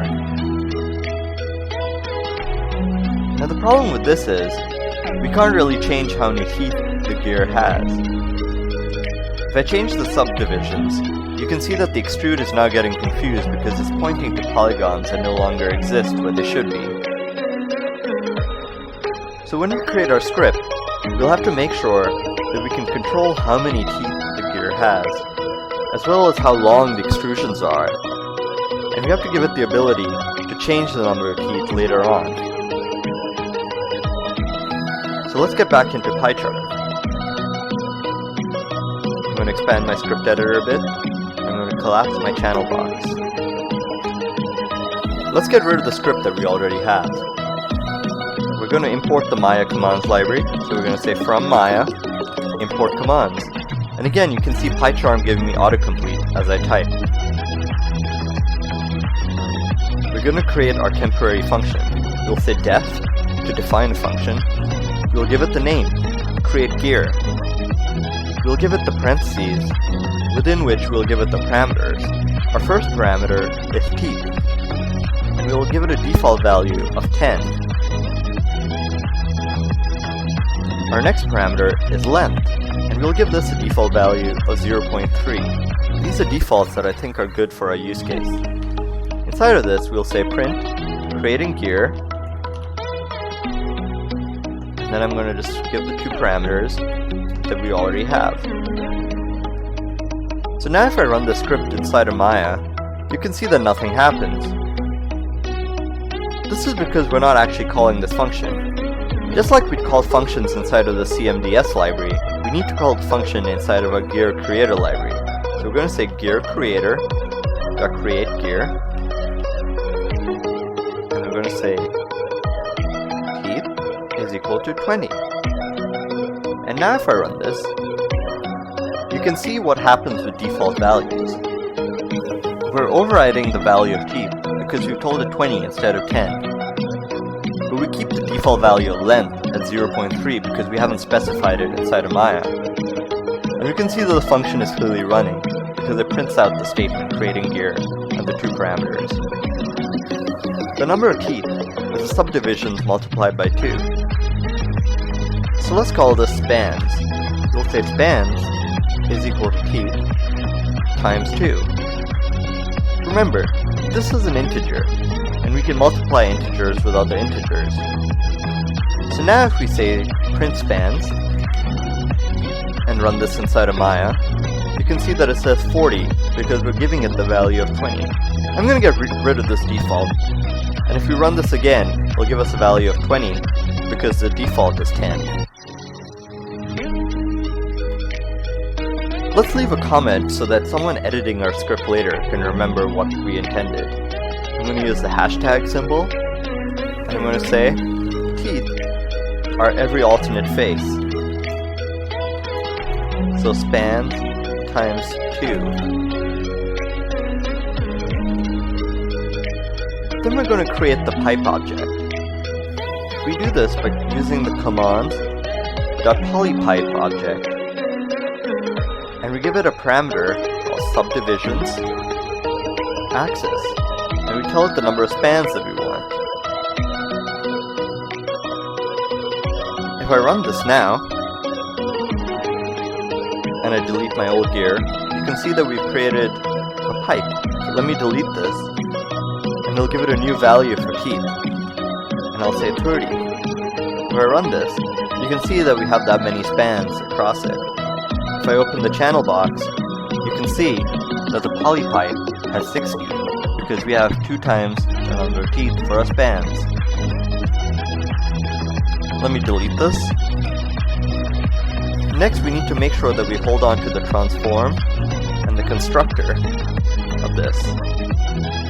Next, we get a selection of the faces that we want on the side of the pipe. So we say side faces, this will be the name of a variable, and we use the range function.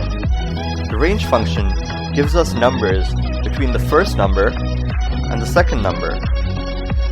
In this case, we're going to say spans times 2 and spans times 3. Let me go into why we're doing this. If I create another pipe, let me create one, and I select every face that we want for our teeth.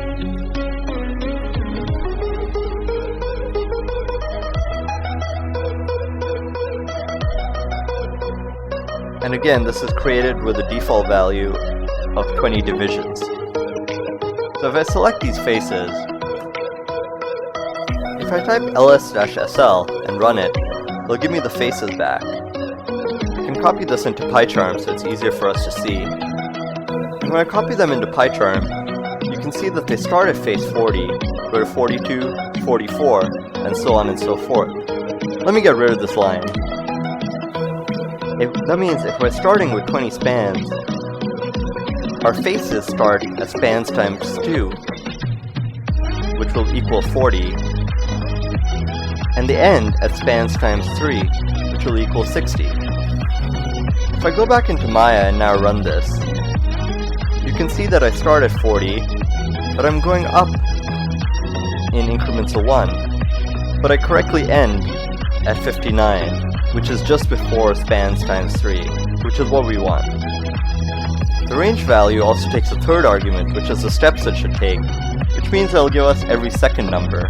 If I now run this, let me save it. If I now run this, you can see that it gives us 40, 42, 44, 46, and so on and so forth, which are the correct values that we expect. Now let's select these faces. So first, let's clear any selection that we have. So we say commands.select clear equals true. Then we say for face, inside faces, the commands.select, and we're going to give it a string. And what we're doing with the string is we're going to say %s.f, and in square brackets, inside the square brackets we'll say %s. And we're going to use string substitution to create the string that Maya needs to select the faces. So we're going to give it the transform and the face. And over here you can see this will be substituted with that, and that this will be substituted with the second value. And what we're also going to tell Maya to do is to add the selection instead of replacing it. If you were to simply run it without the add parameter, what Maya would do is each time it goes for the loop, it would only select that specific face. But what we're telling it to do is to add it each time. So if I now run this, you can see that I've created a pipe and selected every other face on the side, just like we expected. Next, we're going to extrude these faces. Let me delete this polygon here. And back in PyCharm, I'm going to say extrude, which will be our variable name to hold the extrude. I'll say commands.poly extrude face. This is a command to extrude polygon objects. I'm going to give it a parameter of local translate z. I'm going to tell it to use length as the value of this parameter. And I'm going to say print extrude to see what this command actually gives us back. So if I now run this, and we get an error because I've not typed this properly. Because it's not poly extrude face, but what is it? So in Maya, if I actually extrude the face, you can see that the command it ran was poly extrude facet, not face. So let me copy that back and replace it inside of PyCharm. Let me delete this object.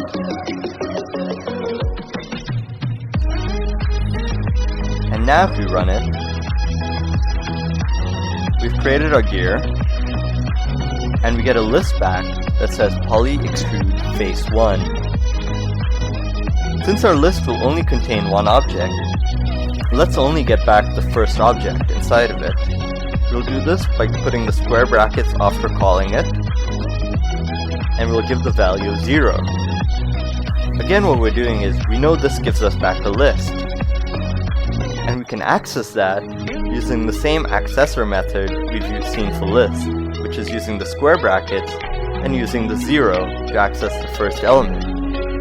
We then assign all of this into the extrude variable. If I delete this again and run the script,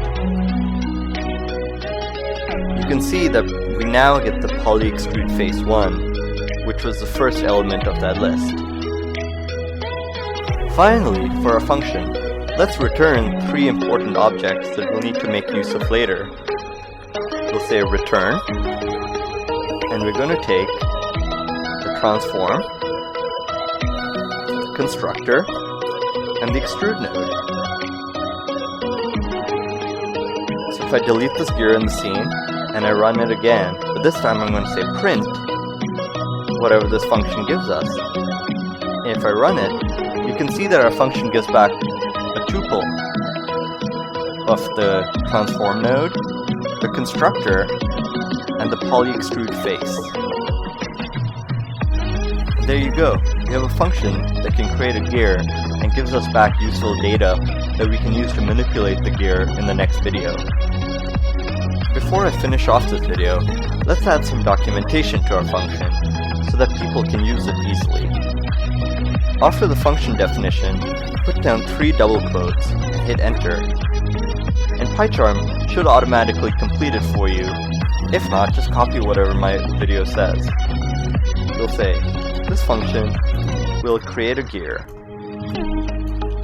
with the given parameters. We'll say that the args, or the parameters, are teeth, the number of teeth to create, and the length, the teeth. And we'll say it returns a tuple of the transform, constructor, and extrude node. So now anyone calling our function can simply call help on our function and see what it will give us back. And finally, it's important to note that you should not use the parentheses inside of the help, because what this does is it executes this, and then when you run the help, it actually gives you the help for the tuple that is returned by this. Without the parentheses, you're not executing it, and you're just giving help the actual function instead.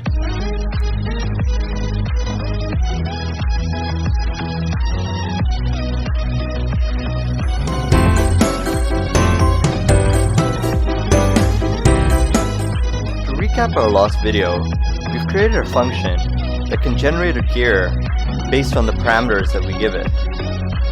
If I'm to run this, you'll get a gear with a variable number of teeth. In this video, we will show you how to modify the gear that you've just created.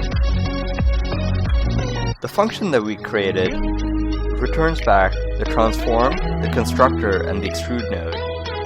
These will be useful because we need to modify them in the next function. So let's put these inside of variables inside of Maya. We're going to say transform, constructor, and extrude are equal to our function.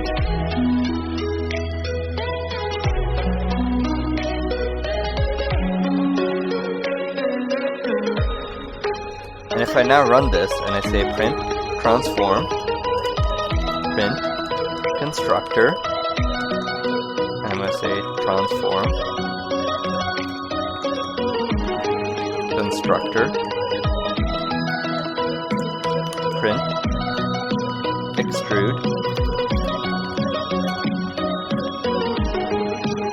If I now run this, you can see that it says the transform is p-pipe 2, the constructor is polypipe 2, and the extrude is polyextrude face 2. So let's delete these gears.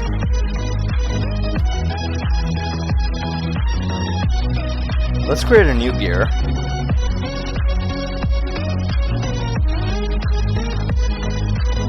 I'm going to expand Maya. And if we go to the channel box, you can see that the polypipe 1 has a subdivision axis that we can change to change the number of teeth that the gear will have. But if we change it, you can see that the polyextrude node doesn't know which faces to edit anymore, and we get really funky shapes. So when we change this, we also need to change the polyextrude node. Back in PyCharm, we'll create a new function to do this. So let's create a gear again. And now that we've stored these values, let's put a hashtag to comment it so that we can't rerun this command accidentally. On the next line, let's call a function that we're about to make. We'll say gear creator dot change then we'll give it the constructor and the extrude. And what we're also going to give it is the number of teeth. So now we're going to say we want to make 40 of them. So we have the scene. Let's create a new function. We'll say def change teeth, because that's the name of the function we created. It'll take two parameters. It'll take the constructor and the extrude. It'll take the number of teeth to create and the length. We'll print out the constructor and we'll print out the extrude so that we can see that it's getting the right values. And this is a good time to introduce the two types of parameters inside of Python. If you don't give a default value by giving the equal symbol and a value, Python makes them positional arguments, which makes them mandatory. If you call the change teeth function, you have to give these values because they have no defaults, but Python needs to know what they're equal to. However, you don't need to give these two because they already have a default value, which means that Python knows exactly what they're equal to. So if we run this now, you can see that we got the polypipe 1 and the polyextrude face 1. If I remove the extrude, and then I run it, it's going to give us an error. It says change teeth takes at least 2 arguments, and we haven't given the necessary number of arguments. What we're going to do now is change the number of faces on the polypipe. So again, we'll say spans equal to teeth times 2. We're going to get the commands dot polypipe. I'm going to give it the constructor. We're going to say edit equals true, and we're going to say subdivisions axis equals spans. So what we're saying now is that we use the polypipe command again with the polypipe that we have. This time we give it the edit flag so that it knows, instead of creating a new one, to edit the existing one. So if we now run this, you can see that it's changed the number of spans on this, but the polyextrude face is all messed up because it doesn't know which faces to accurately extrude. Now how do we see what it's actually using to store these values? Well, if we say polyextrude face, and I'm going to use the list adder command inside of Python.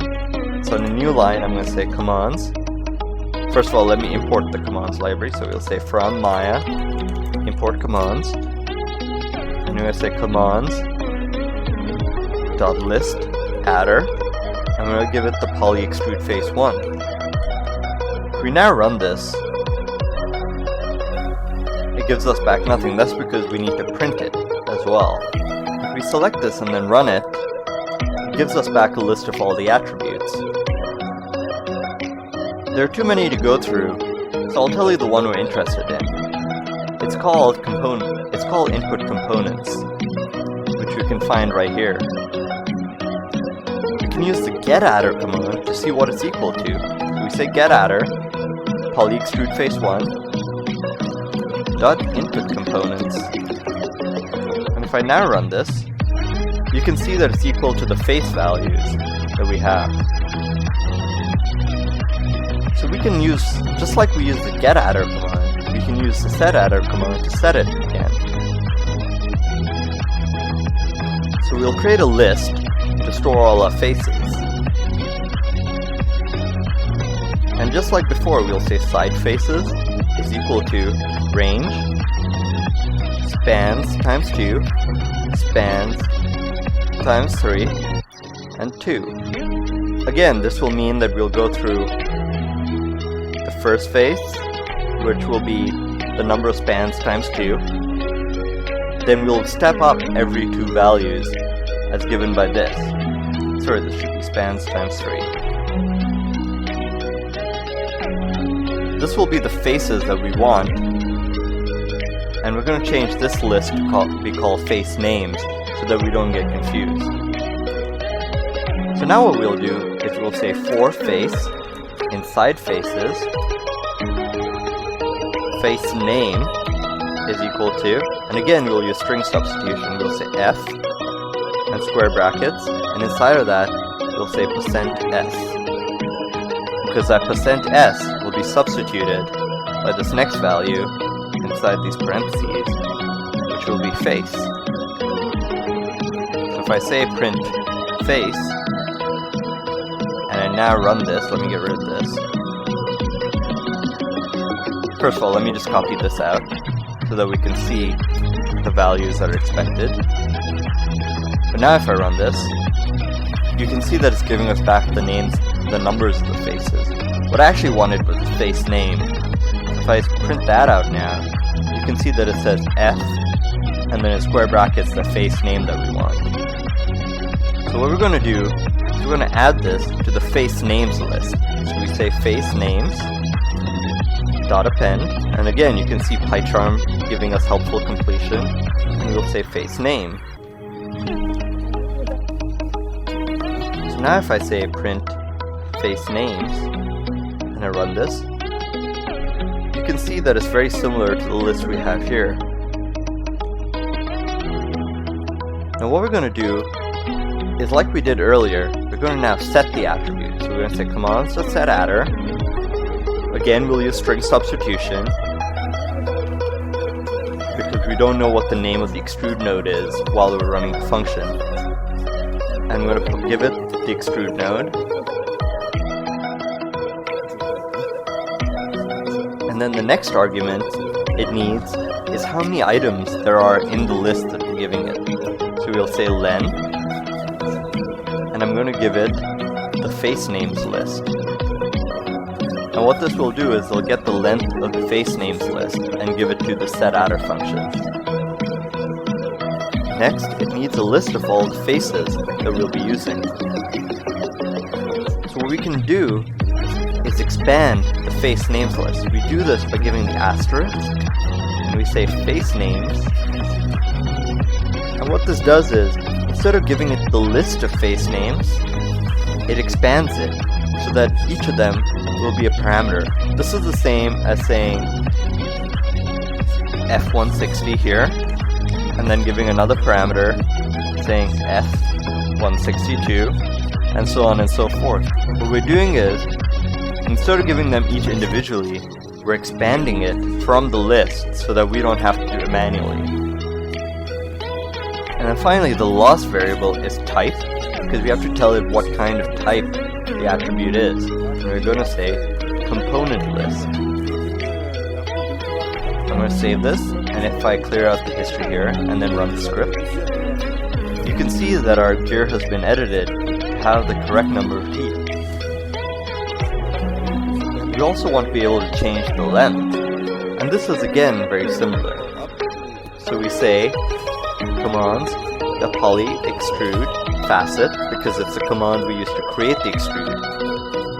We give it the extrude node, and just like we did earlier with the poly pipe, we say edit is true because we want to edit it, and we need to let Maya know that we want to edit it. And next, we're going to use a short form for the variable we used earlier. We're going to say LTZ is equal to length.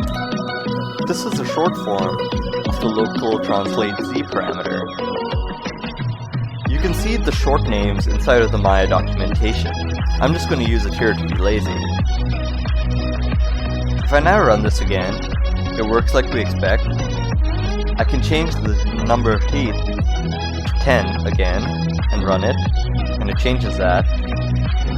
And I can change the length to 0.5. If I run it now, you can see that it's extended the length. I can change it down really small.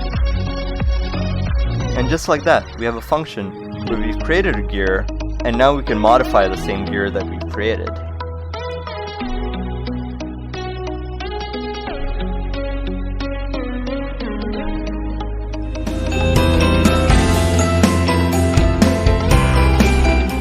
We'll now be learning about classes. Classes are a way inside of Python to generate custom types. In this case, we'll be generating a type called animal. We create the animal class by using the class keyword, giving it the name of it, giving it the name animal, and then we tell it what to inherit from. In this case, we're inheriting from the Python object, which is the lowest level type inside of Python. This means that animal will take all the traits that object has. We'll learn more about this in a bit.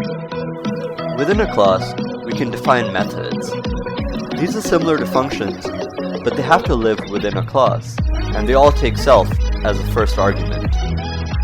Other than that, they all behave exactly like functions. We create an instance of the animal object the same way we create instances of any other type inside of Python. So if I wanted to create a list, I would say my list is equal to list. I give it the type I want to create, and then parentheses, and then I store it in a variable called myList.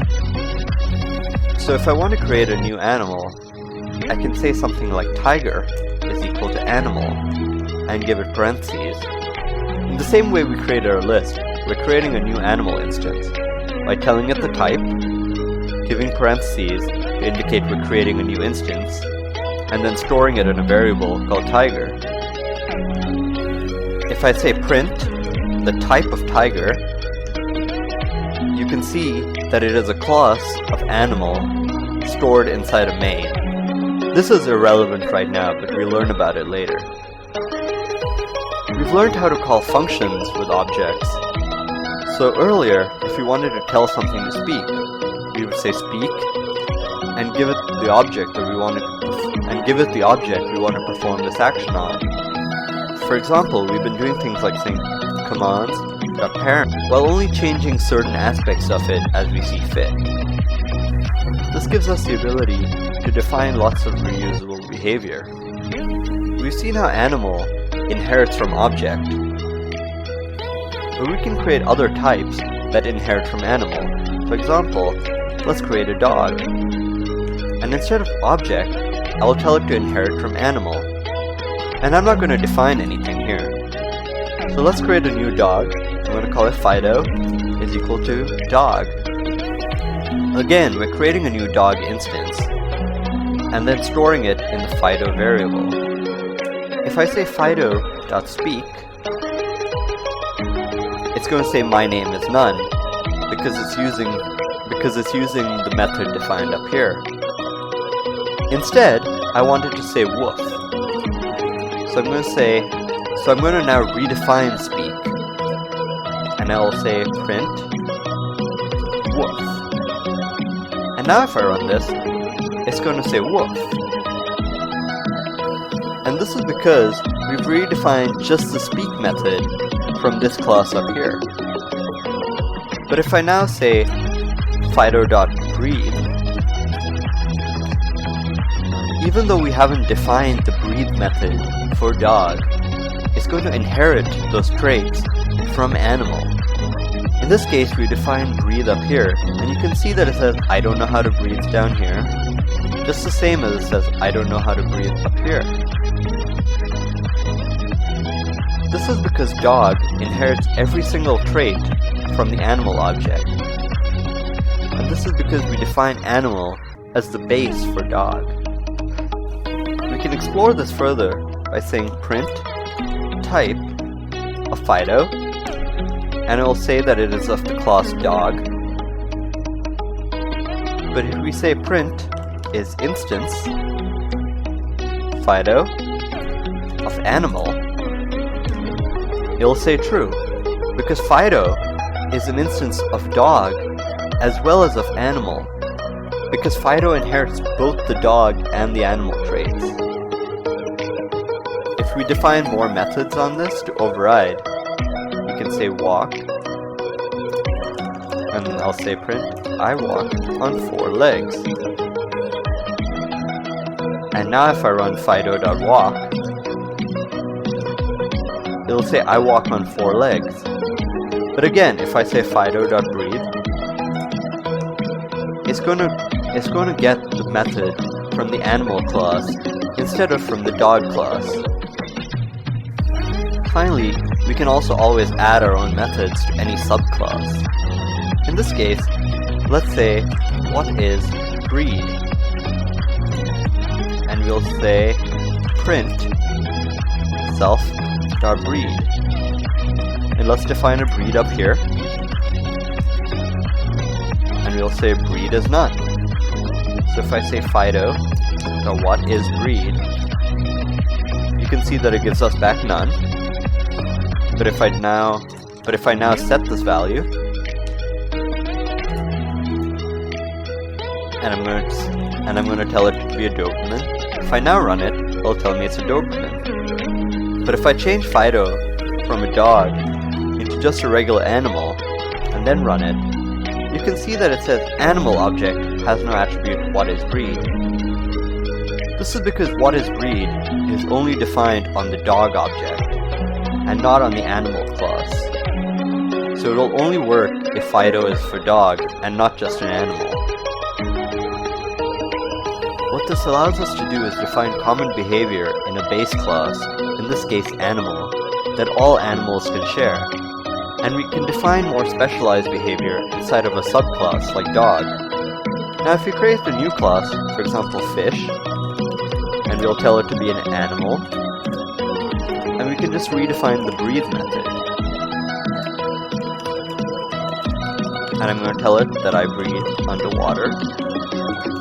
If I create a new fish, and I tell it to breathe, it's going to say I breathe underwater, because it's inheriting from animal. And if I tell it to speak, it'll say my name is none, because it's inheriting from animal. What this has allowed us to do is define two different types of sub-animals, dog and fish, that both inherit from animal, but they define their own behavior where suitable, but they both inherit common behavior. As a recap, this shows several reasons why classes are very useful. 1. It lets us define reusable behavior that we can customize using instances and instance variables. 2. It lets us group common behavior together that relates to a single object type, in this case of animal types. And 3. It lets us inherit and extend any of these classes. We can override any of the methods that we've defined, or we can add our own new methods to add more functionality to a class without having to affect every other type of subclass that there is.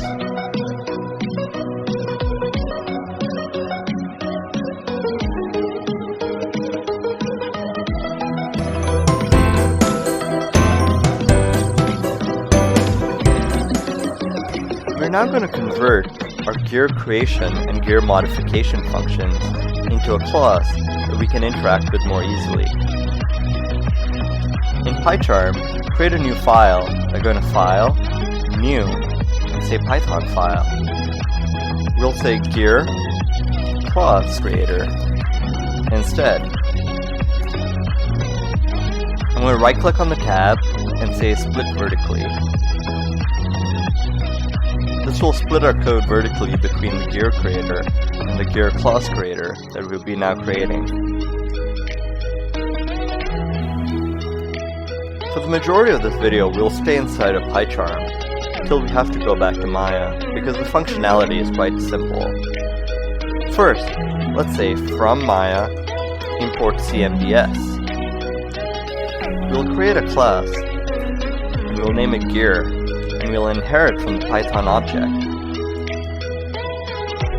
Inside of this, let's create a new function, or method, and we'll call it createGear. As you can see, PyCharm automatically adds the self keyword, so that we know how to refer to ourselves inside of the class. We'll use the same parameters as we did before, and you can see the old code on the left. We'll say spans is equal to teeth times 2. I'll write the exact same code again. Transform and constructor is equal to commands.polypipe And let me just see the flags I used. Just going to copy that across.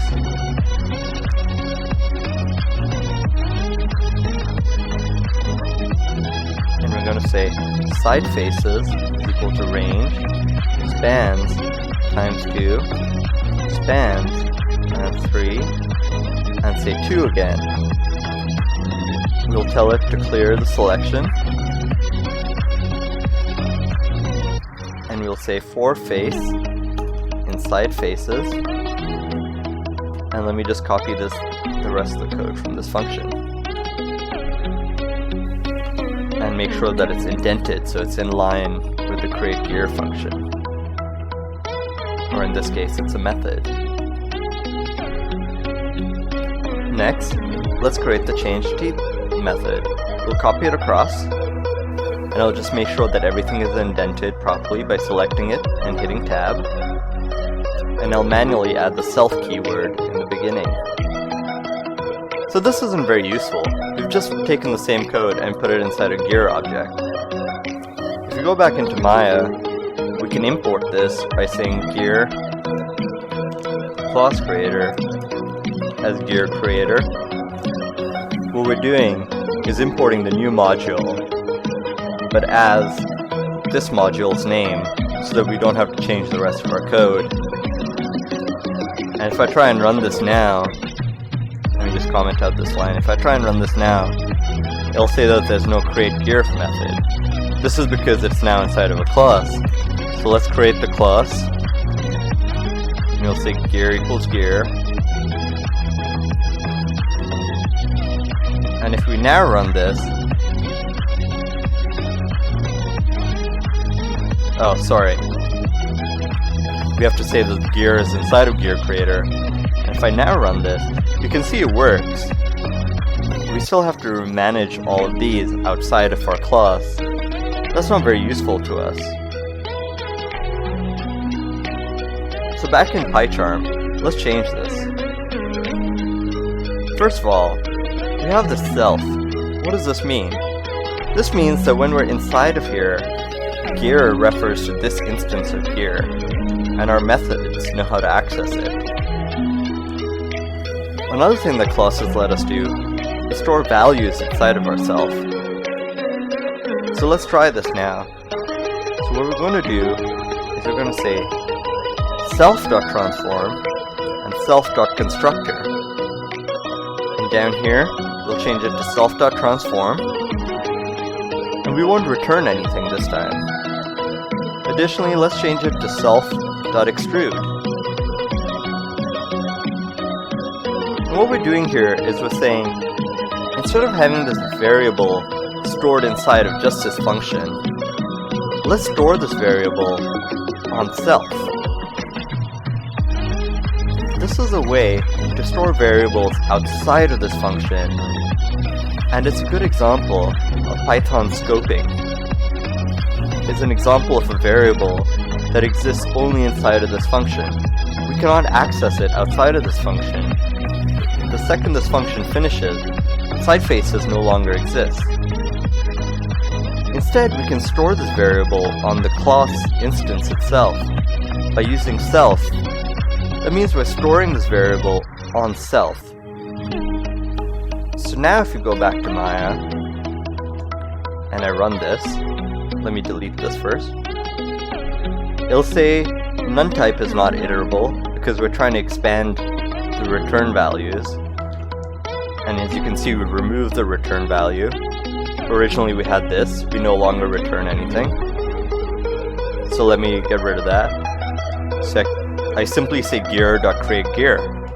But now here's the cool part. I can say print gear.transform. And if I run this, you can see that it says ppipe1. That's because I've set that attribute on this instance of gear. And I can now access this attribute on this instance of gear as well. Similarly, I can say print the extrude. And again, it's set on the gear. I, however, cannot access the side faces variable. See, if I try that, it says gear has no attribute side faces. That's because the side faces variable is limited to just this function, and that's how we want it for now. So now that we're not getting back the transform, the constructor, and the extrude like we were earlier, it makes no sense to have this here. So let's get rid of these variables. And now if you go back to PyCharm, let's also get rid of these parameters. And we can simply refer to them using self again. So we're saying self.constructor, which gets this value. And again down here we can say self.extrude and self.extrude. Again, saying look up the value of self on our self. This means we look outside of the function and instead we look on the class. So if we go back to here and now run this, let me first delete this, and if I now run all of this, you can see that we have a gear over here with these changes applied. I can now change the number of teeth and the length. If I run this line again, you can see that we're just modifying the same gear. And if I was to say print type of gear, you can see that it is of type gear from the gear class creator. Therefore, you can see how classes are really good ways to contain logic inside of itself. Instead of having to call our function like in our previous example and storing the values we got from it and then using those values to feed it back into another function, we can just hold on to the one gear object and it knows how to interact with itself. If you go back into PyCharm, you can see that these values are only set when I create a gear, but they're not there by default before we run this method. So if I go into Maya and I create a new gear and I say gear.extrude, this was something we could have got earlier, but if I now run it, you can see that gear object has no attribute extrude. This is because by default we aren't creating the attribute till this function runs. So if we say gear.createGear and now run it, we'll get the value back. Instead, let's set these values by default. Inside of PyCharm, we'll create a function called init. So to create this, we say def, just like we create other functions or methods. But this time we type double underscores and init, and PyCharm will suggest it for you, followed by two more underscores. So double underscore, init, followed by two more underscores. We give it the value of self, and then in here we just say self.transform is equal to none, self.extrude is equal to none, and self.constructor is equal to none. Now what we're saying is, when we first initialize a new gear, and then we can query gear.extrude. Oh, sorry, I have to reload this. First, let me reload it.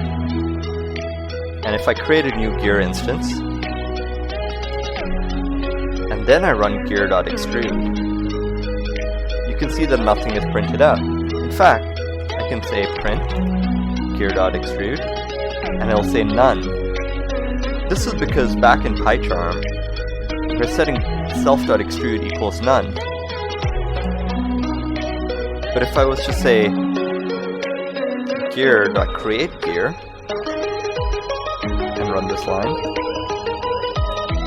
now gear.extrude has value.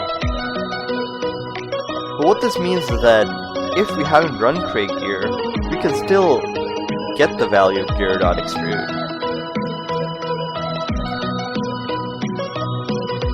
And back in PyCharm, I can finally explain what the init function does. The init method is run whenever a new instance of the object is created. So whenever we do this, we are actually running the init method. I can show you this quite simply. If I say print running the init method, whenever I create a new gear object, you can see that it says running the init method. So let me create a new gear object. I can try printing gear.extrude, and I'll say none, because it's still set to none. But when I say gear.createGear, and now do print gear.extrude, it has value, because that method, createGear, has changed the value of gear.extrude. Therefore you can see the value of the init method in letting us set up default values and behavior when a class is created and before any of its methods are run. Finally, to document the gear class, we create the documentation underneath the word class, just like we do for a function. So let's add 3 double quotes, and we can say this is a gear object that lets us create and modify a gear. Over here, let's leave a comment to say the init method lets us set default values. And then, if you feel like adding documentation to these, you can do it the same way. And there you go. We've created our very first class by converting the functions that we learned in our first video and using them to compose this class called gear. We've learned about self, and about the init method, and about how classes can set values on themselves, and then access values on themselves, so that we don't have to pass around variables outside of the functions.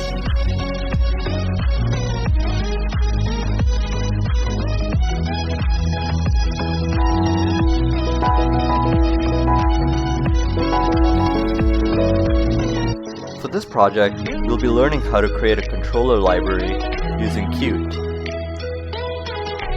Our controller library will be flexible and will support thumbnails. We can import any of the objects that we save out. And we can also create any new objects we want. In this case, I will save this as the test. And when I hit save, you'll see that it shows up inside of our window. We'll learn how to save data out as JSON files, as well as load them back into our UI. We'll be using Qt, provided by PySide 2 instead of Maya 2017, and PySide in previous versions of Maya. We'll go over the differences between Qt 4 and Qt 5, as well as the differences between PyQt and PySide, and PyQt 5 and PySide 2. I'll also be going over a popular Qt library that's used by Disney, Weta, Sony ImageWorks, and more, that will help us write code that can be used by Qt in both Maya 2017 and previous versions of Maya. In the next video, I'll do a brief introduction to Qt and the different versions of Qt used inside the different versions of Maya.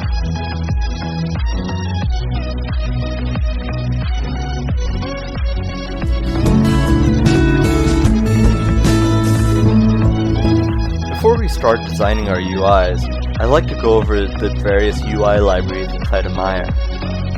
Maya has 2 UI libraries. One is part of the commands library that we're already familiar with.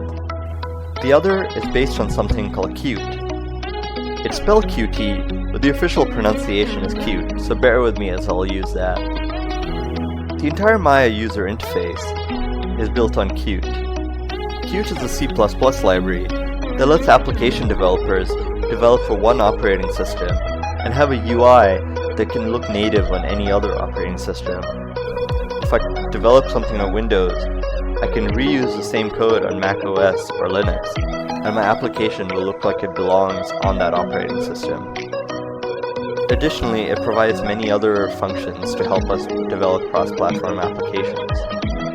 Prior to Maya 2011, when Maya switched to Qt, Maya had different UI libraries for every operating system. This meant as a UI developer, you were forced to use the Maya commands library, where the commands would use the respective library on each operating system, so you wouldn't have to know what it was using. caused many visual discrepancies and behavioral discrepancies. Additionally, the Maya commands library only offers a small subset of what Qt offers, so you lose control at the expense of not having to understand the underlying details. When Maya 2011 came around, Maya had a new dark UI using the Qt library. This meant that Maya shared the same UI code on every operating system, and it meant that we could finally use something called PyQt, or PyQt. PyQt is a Python binding around the Qt library. This means we can use everything that Qt has to offer within Python. Suddenly this gave UI designers a lot more control and flexibility over their UIs, because they no longer had to use the commands library, which was a wrapper around Qt anyway. It meant you got much more control over every little thing that you created. In this first project, I'll be showing you how to create UIs with the Maya commands library. And in the next two projects after that, we'll switch to using the PyQt competitor that ships with Maya, called PySide 2.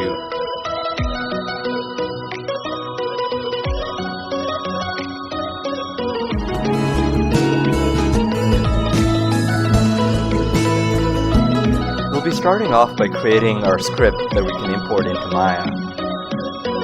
So right-click on your scripts directory, say New, and Python file, and we'll name this tweener UI.py.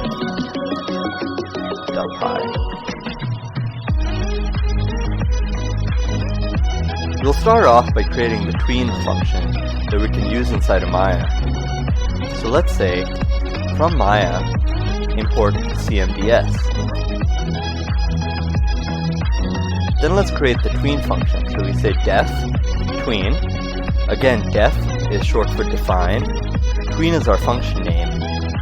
And in the parentheses, let's give the parameters that we need. First of all, when we're tweening, we need to know what percentage to tween to. Then, we need to know which object to tween. But let's make this a default of none. We want to know which attributes to tween, but we'll again say this is none. Finally, we can say selection equals true, because by default, we want the tween function to work on the current selection. But before we continue, I think it's important to show that we can have conflicting arguments here.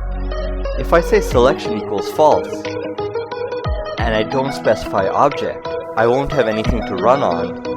So let's put an error in the beginning of our code so we don't spend time executing everything just to find out we couldn't run in the first place. So I'm going to say if not obj and not selection, then we're going to say raise value error, and we'll say no object given to tween. So if I run this right now, you can see that it takes at least one argument, so let's give it a percentage. And the only reason I'm able to run this within PyCharm right now is because I'm not using any of the commands library. So let's say tween, and we say selection equals false. And now when we run this, you can see that it says no object given to tween. Now how does this check work? Well, we're saying if not object, which means if object is equal to false. Now object isn't equal to false, but none is false-ish, which means that if I converted it to a boolean, it would be false. And similarly, selection is false, so we're saying if not object is true, which means object is false, and not selection is true, which means selection is false, then we'll raise a value error. A value error is an error that will be immediately presented to anyone calling a function, and will give us details about what went wrong. We'll say no object given to tween. And raise means to raise this error immediately and stop the execution of our code. Next, we want to say that if no object is given, so if not obj, we'll say